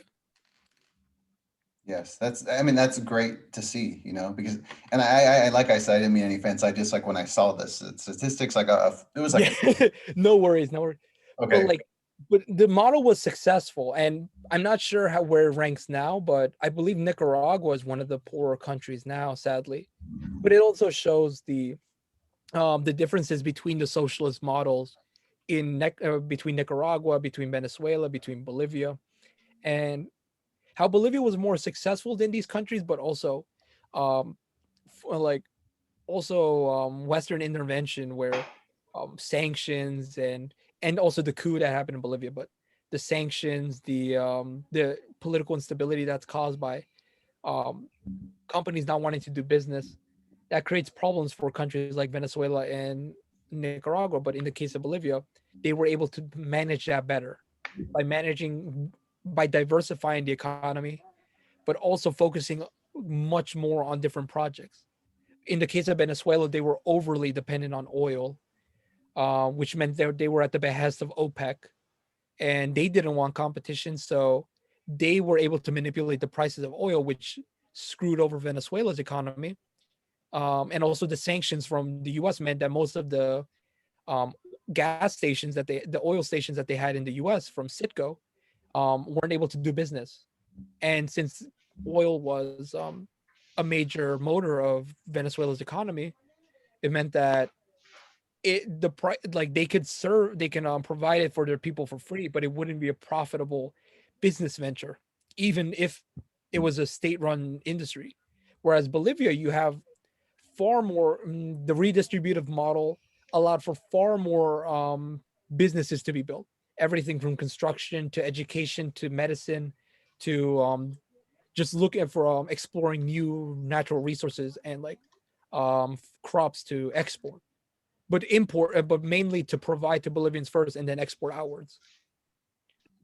That's so I would assume, like, with the progress of Bolivia, and thanks to Evo Morales, you have somewhat of a mixed image, thoughts on Evo, because Yeah. sorry.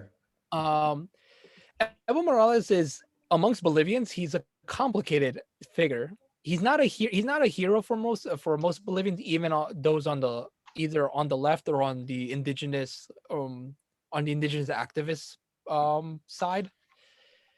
Evo Morales, when he came in 2005, was basically the most popular politician in all of Bolivia, and deservedly so. The only one who could compare would be Felipe Quispe, but he was much more a regional leader in La Paz, being an Aymara who was born in the countryside and also spoke the language and was cared much more for the much more in the regional politics. But in the case of Evo Morales, he not only rose to the presidency on a nationalist.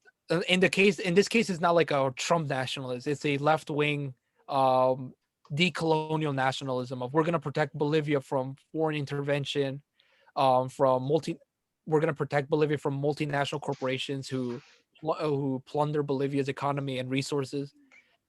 And some of the main products were nationalization of natural gas, renegotiating contracts, and also throwing out U.S. military bases that were stationed in Bolivia. I didn't know that. Yeah, and finding new allies. The allies that he found, because he was an admirer of Hugo Chavez, meant that he was aligned with Hugo Chavez, but also looking for alliances in with other leftist countries like Brazil under Lula, Argentina under Kirchner, then also with China, with Iran, with Russia. Russia's not leftist, but with the counter hegemonic forces to the West and the EU, to North America and the EU, which is like China and Russia. So you have those players. You have Bolivia changing drastically, finding its own, creating its own space within international and regional politics, and reorganizing its own internal politics to be much more sustainable with Luis Arce's redistributive model. By the way, there is a pamphlet in English of explaining the model. It's not well translated, but it's in English and in Spanish. It's called the new communitarian social, political, economic system. It's something along those lines. It's a very long and convoluted title, by the way. I'll send it to y'all, but Evo Morales also had a cult of personality built around him, which became problematic for many Bolivians. One of the things that he did was he also recognized social movements, and he integrated them as part of the governing bodies of Bolivia. So a lot of the major unions, like the Confederación Sindical de Trabajadores, the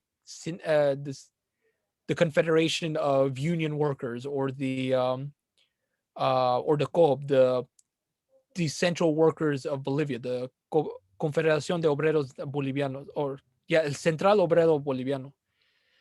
These became major players within Bolivian politics. These unions, which were created during the after the Bolivian National Revolution of 1952, had now a much more central foothold within Bolivian politics, and were huge supporters of Evo Morales' party, the MAS. The problem with the MAS is that it didn't stamp out corruption as much as it should have. To consolidate power, it took over a lot of it. It allowed many politicians, many of them who were looking for who had political favoritism, who had control over their little municipality or their seat in the government. They entered into the MAS because they were opportunists, and then engaged within the same practices that were common in Bolivia.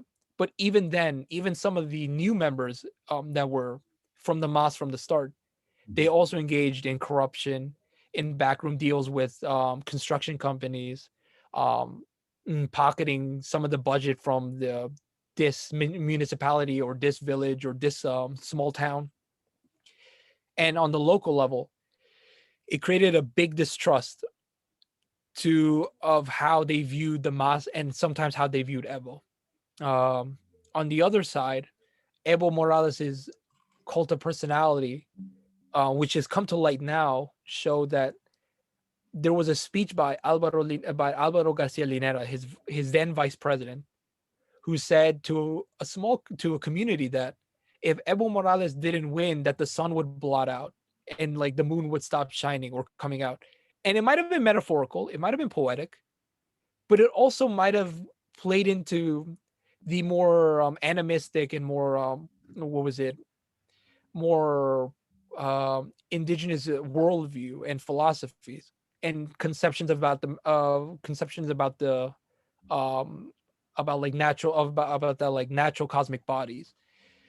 and and in that way Evo Morales not only became he not only was able to take control of many of these unions who were independent and kind of bring them into the Bolivian government, and also in some ways co-opt their leadership, but also among the general population he was seen as almost a semi-divine figure. And this was in no part um, pushed aside from like by even like someone like the vice president. That's not to say that mythologization or the mystification of Evo Morales doesn't play a role in the sense of isn't a part of a larger intellectual history. Making myths and heroes and almost semi-divine figures out of indigenous peoples and indigenous heroes is very common in Andean history. It's almost its own philosophy.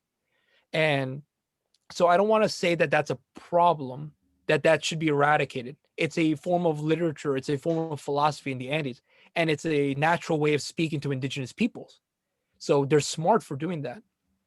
But when that authoritarianism, when that mythologization um, kind of builds up, there were many like reports of Evo building up an ego, becoming distant from the social movements, seeing himself as all too important within Bolivian politics. Compare when he was a president that rose up from the cocalero movement, from the unions of coca farmers, to now this semi-divine figure who was almost distant from all of these movements that had helped him come up. That's when the mythologization becomes a problem. When he becomes not a president of the people, but he becomes a progressive caudillo. He becomes a strong man, and he justifies it uh, with this mythologized view of himself. There's even a book by Eusebio Gironda, Evo y la Historia Transcendental, I believe, where this author, which by the way, it's a very interesting read. It's a very Andean book. Um, but he says that Evo Morales is the figure that it overturned Bolivian history, that created a literal Pachacuti. And for those who are not familiar with Quechua Aymara, Pachacuti means the overturn of the world, the overturn of space-time, the changing of history, or literally revolution, like volution. It's literally the turning, a circular motion of history. That history itself goes on its head. In this case, from the colonial to the decolonial. But in that book, it was a mytho political view of Evo Morales. And that's not to say that Evo Morales doesn't have a huge, like the most important role of Bolivian history in the past century, maybe even in all of Bolivian history. One of the top 5 most important people in Bolivian history. But it becomes a problem when he uses it for authoritarianism, and when he uses that and allows corruption, and also co-ops indigenous movements. And it was most apparent during the regional elections and the this past month, actually, where indigenous peoples were trying to move away from the MAS because of these problems to their own parties, and he discounted them and had played them to say, you're working with the opposition who had led the coup in 2019. And that's a problem when you can't. And there were many indigenous peoples who said, we left the MAS party because Evo Morales wouldn't allow new leadership as well. That's another problem. They wouldn't allow new leadership, especially indigenous leadership. He wanted the sole position of that. So that's a big problem of ego coming to power corrupting his ego. That's fascinating because I know of the coup that happened with what's you said her name was Jinan Inez. Yeah, Janina Añez. Inez, and the racist things that she said about indigenous Oh yeah. tribes. And now she's in jail. I believe she's in jail. Yes, Now you deservedly so. yes. Now you have Luis Arce. Arce. Yeah. So I think, but yeah, I followed Evo Morales on Facebook. I see him driving all over Bolivia, trying to rile up these crowds of indigenous people and around the city. So it looks like he's really working hard to get his his elected his politicians elected. Into Yeah, he's it's undeniable that he is a very important and also popular figure still. Um, among the middle classes and the upper classes, he's completely demonized, but absurdly so.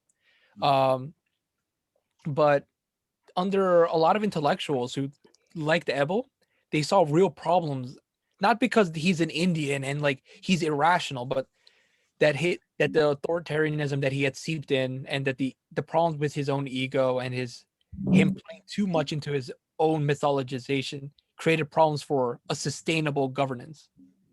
Um, but that's not to say that any of that justified the coup that happened in 2019. oh no, Those are problems that could have been dealt with in any other way, in like mass protests, but mass protests that would have forced Evo Morales to reconsider running or reconsider his position as Bolivia's leader and maybe move the mantle to someone else. In the case of the coup, the coup itself was fueled by the ultra right wing that was helped by that was fueled by either by both the far right conservative Catholics and evangelicals, as well as different business interests who had links to either oil or and extractive resources in the eastern part of the country. So Santa Cruz,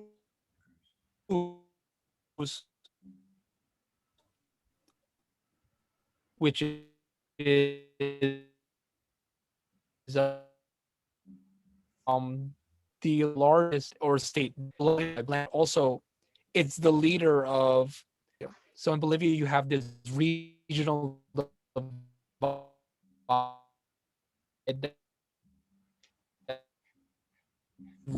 recent it's between the they say it's between the coastal from the divide itself the real issue is the decolonization and colonization divide. Bolivia and create in the case of the divide, it divides indigenous peoples between elites on the and it's mostly employed by the right the white the landowner class in the eastern part of the country, whose historical claim to fame was that they were able to take over indigenous people's lands and use them as like serfs for farming, for cash crops, as well as them not engaging with mestizaje. So many of them view themselves as we're purely white.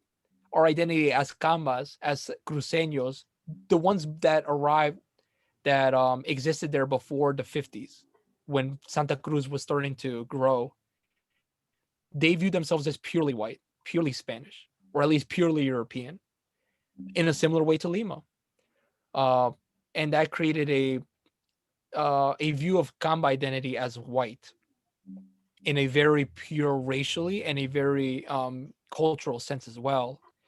And interestingly enough, there were plans by the dictatorship of Hugo Panzer in the 70s to bring in white Rhodesians into who were white Rhodesians who were leaving Africa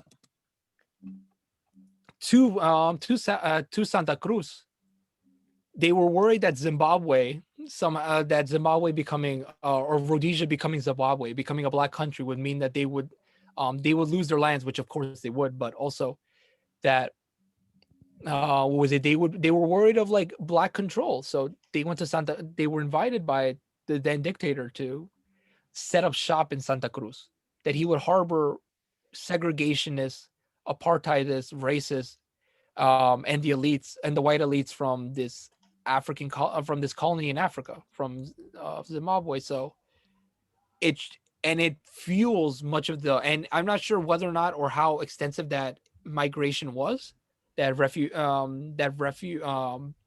refugee program for white colonizers in Africa was, but it was done in part because of how white identity in Santa Cruz was developed.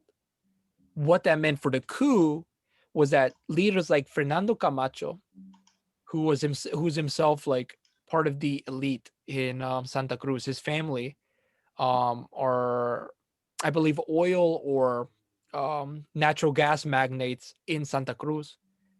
They had actually collaborated. They had actually collaborated with different comités cívicos, with civic committees across Santa Cruz, which back in 2005 and 6, when Evo was elected, after 2006, when Evo took office, had tried to separate from Bolivia. So they were worried about being run by an indio, by an indígena, by an Aymara, and they wanted to separate in the same way that the Confederacy wanted to separate because, oh, they're gonna liberate our slaves. In this case, it was, oh, we don't want an Indian president. He's going to he's going to redistribute and nationalize all of our industries. He's a savage. And since that was their version of a coup before, but this time they actually took power. Fernando Camacho's dad had talked with the police. Many of them had support from the U.S., from senators like Marco Rubio, who leads Latin American affairs in, I believe, the Senate, in the U.S. Senate, and had taken power in Bolivia after they had claimed that Evo Morales had committed election fraud. Reports came out that the initial report by I believe the OAS had many statistical problems. Like there were New York Times articles, there was a Washington Post article, there was an Intercept article that all explained that the report that claimed election fraud was problematic at best. So that's the reason for the coup. And Evo Morales was going for his fourth term, by the way. And he was going for his fourth term when many intellectuals had said, no, you shouldn't. And he had promised that he would follow the Constitution. But after losing a referendum to abolish term limits, he had worked with the Supreme Court to overturn that and say, now term limits are abolished constitutionally. So in some ways, he didn't listen to the referendum, which shows one of the problems with Evo, but also showed that their model of keeping Evo as the sole leader of the masses created an instability for the right wing to take advantage of. But that led many of the opposition leaders to unite for Fernando Camacho to become this leader from the traditional elites in the East, and also his father to work with the police to make sure to pay off the police. He had literally paid off the police to make sure that they wouldn't follow orders from the federal government, and also worked with different opposition leaders who hated Evo Morales to not only throw him out of the government, but also remove the leader of the I believe the Senate, who was also a Mas leader. They blocked her from going into the Congress, but also she stepped down because she worried for her life because of all of the ensuing violence. And then that's how Janine Áñez took the presidency.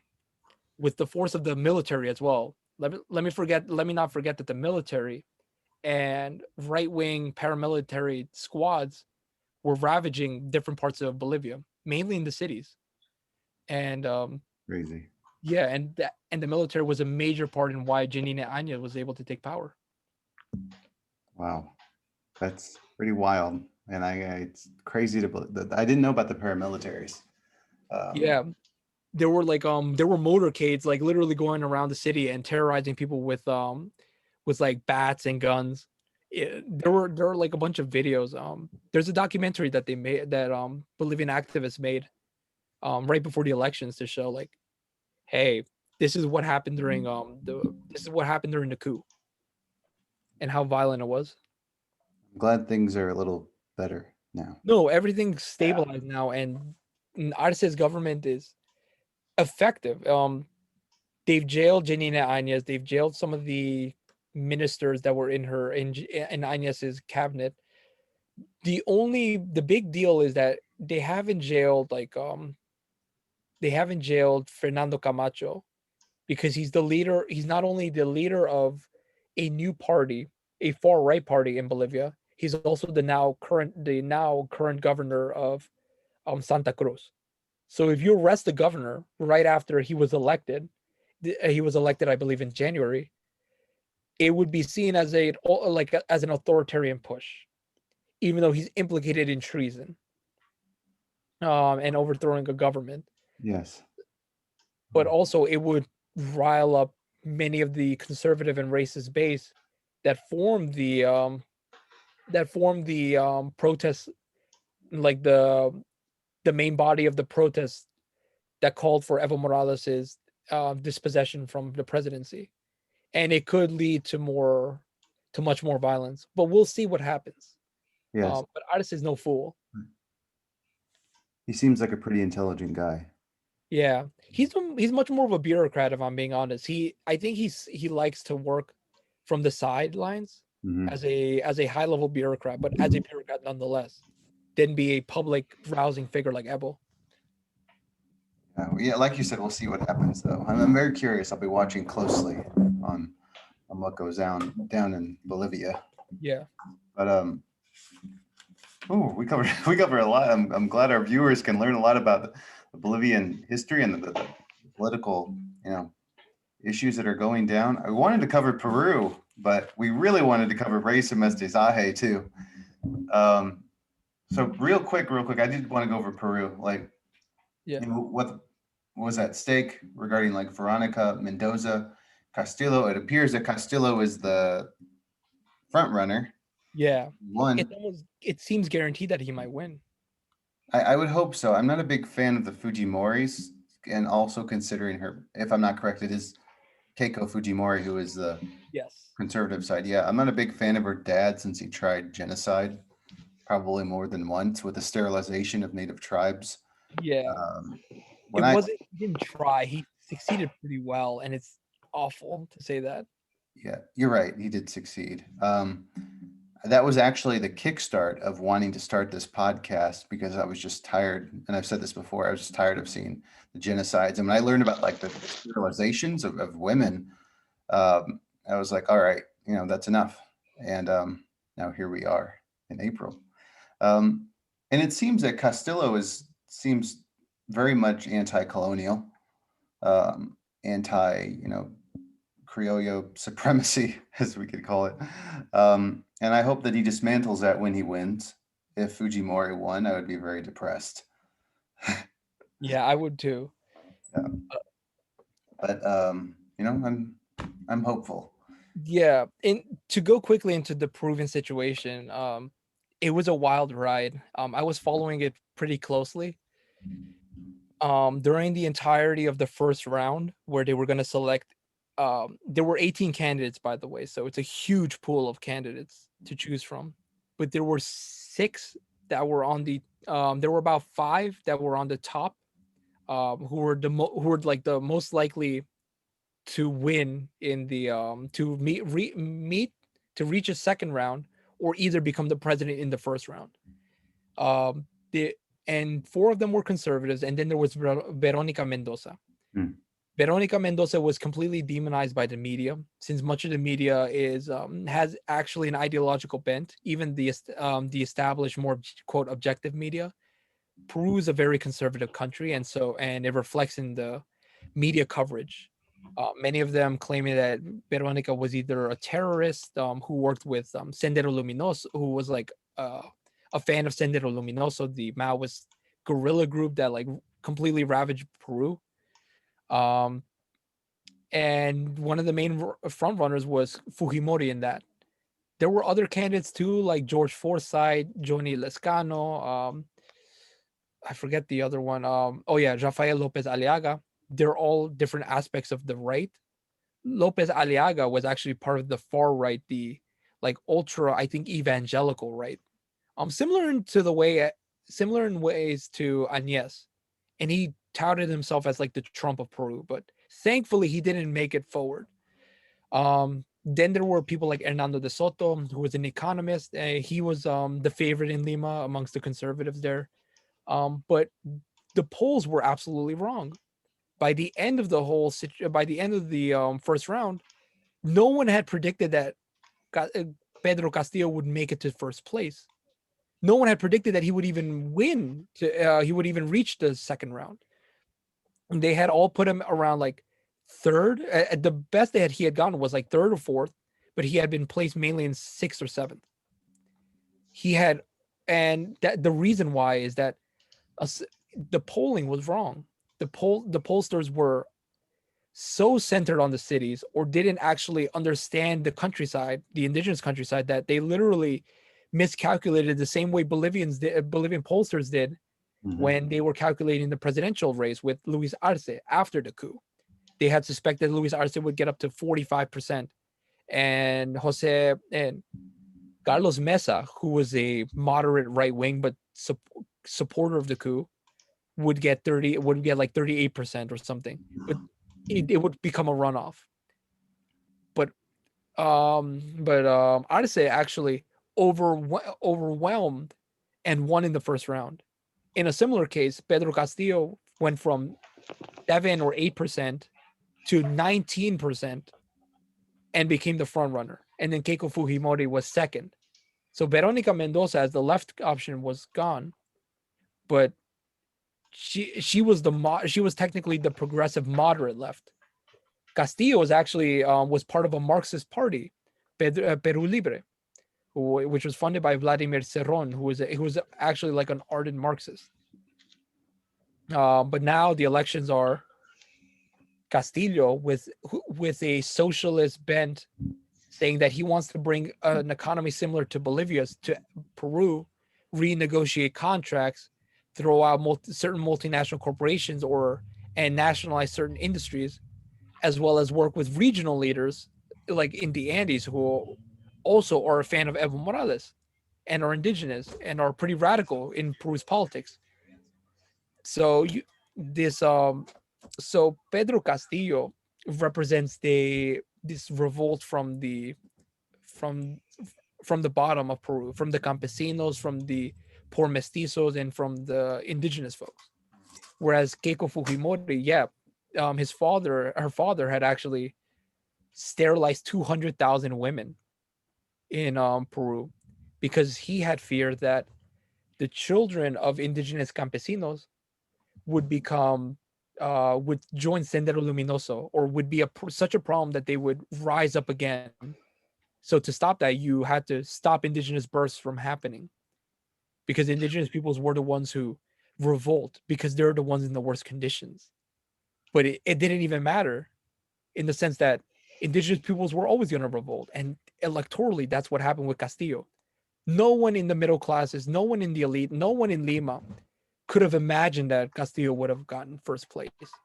And now he's at 41%, whereas they're gonna make he's at 41%, and Keiko Fujimori's at 21%, and then the rest are undecided. But if that's translated to the ballot box, he would win with a landslide of over 60%. It would be crushing. It'd be people's heads would crack open at the very thought of it. But that's the real possibility of Peru. Peru is tired. And I think Keiko Fujimori is Fujimorismo is might die from like this whole from the election of Castillo, and it's a sight to see because it's ultra authoritarian. It exists by institutional corruption, and it literally engaged in a rampant national genocide of indigenous folks. Yeah. I actually take back what I said. I mean, I don't take back what I said, but I actually think the forced sterilization makes me more angry than what I was talking about earlier with Just the, at the quantity. yes. It's just, it's very frustrating. So I hope that Fujimori goes down, which I believe she will. Um, and it's funny because, you know, with Juan Cholo, I've preached about how a lot of South American media is very much pro-colonial in a sense, in a modern sense. And now we see Veronica Mendoza, who, you know, very much was for indigenous rights, decolonizing a country. And look how the media, which I say to people, our viewers, is ran by pro-colonial, a lot of criollo who support like white supremacist views. See how that goes with someone who is for indigenous rights, who wants to take a political position of a country. And now I say I believe what is right, and I think you could say that about many other countries as well. Yeah, exactly. And I mean, one of the biggest reforms that could happen that might absolutely change Peru is that Pedro Castillo is also running on a platform to change the constitution. The constitution that was created by Alberto Fujimori. Um, and the only reason the Fujimori Constitution of 1993 exists is that he had wanted to consolidate power, and he had kept many of the reforms from the previous 1979 Constitution, but also the main changes he had done were um, reducing the two body legislature into one body, into the actual Congress now, to make it easier for his party to um, hold control in the legislature, because now he'd only have to fight for one house instead of two. And also, he had previously expanded the term limits to a president can have 2 terms. Before that, it was the one term, and then you have to have whole new elections. But that was removed. The 2 term presidency was removed after people started protesting, or I believe like there was a constitutional challenge. But the whole point was it wasn't a constitution to develop to create a sustainable Peruvian government. It was literally to sustain Fujimori in power. So the change in the constitution not only represents an authentic chance for Peru to govern itself properly, and maybe even make itself a plurinational state like Bolivia, where it recognizes indigenous nations and their autonomy, and that these nations are distinct from the mestizos, but also that he follows a lot of the politics that were happening with the national protests in 2019, when the Congress when the Congress led a congressional coup against then President Vizcarra. Many of the protesters wanted a new constitution because they saw that corruption was institutionalized in no small part due to the constitution by Fujimori. So Castillo represents Peru much more than anyone else now. I think Veronica represented it well and represented segments much better, like queer folks and women, because she's a feminist and a queer rights activist, whereas Pedro Castillo is socially conservative, but he represents Peru far more than Keiko Fujimori ever did. Yes, that's right. I think that, and I hope that, you know, Veronica Mendoza gets a piece of the pie, as you could say, or some sort of place in a government or political position once this is all said and done. Once Castillo wins, hopefully, yes. Fingers crossed. Fingers crossed. Hello, guys. We're transitioning into our second segue here with new Amauta. We're going to talk about Mestizaje identity, Latinx identity, along with re-indigeneity. Stay tuned.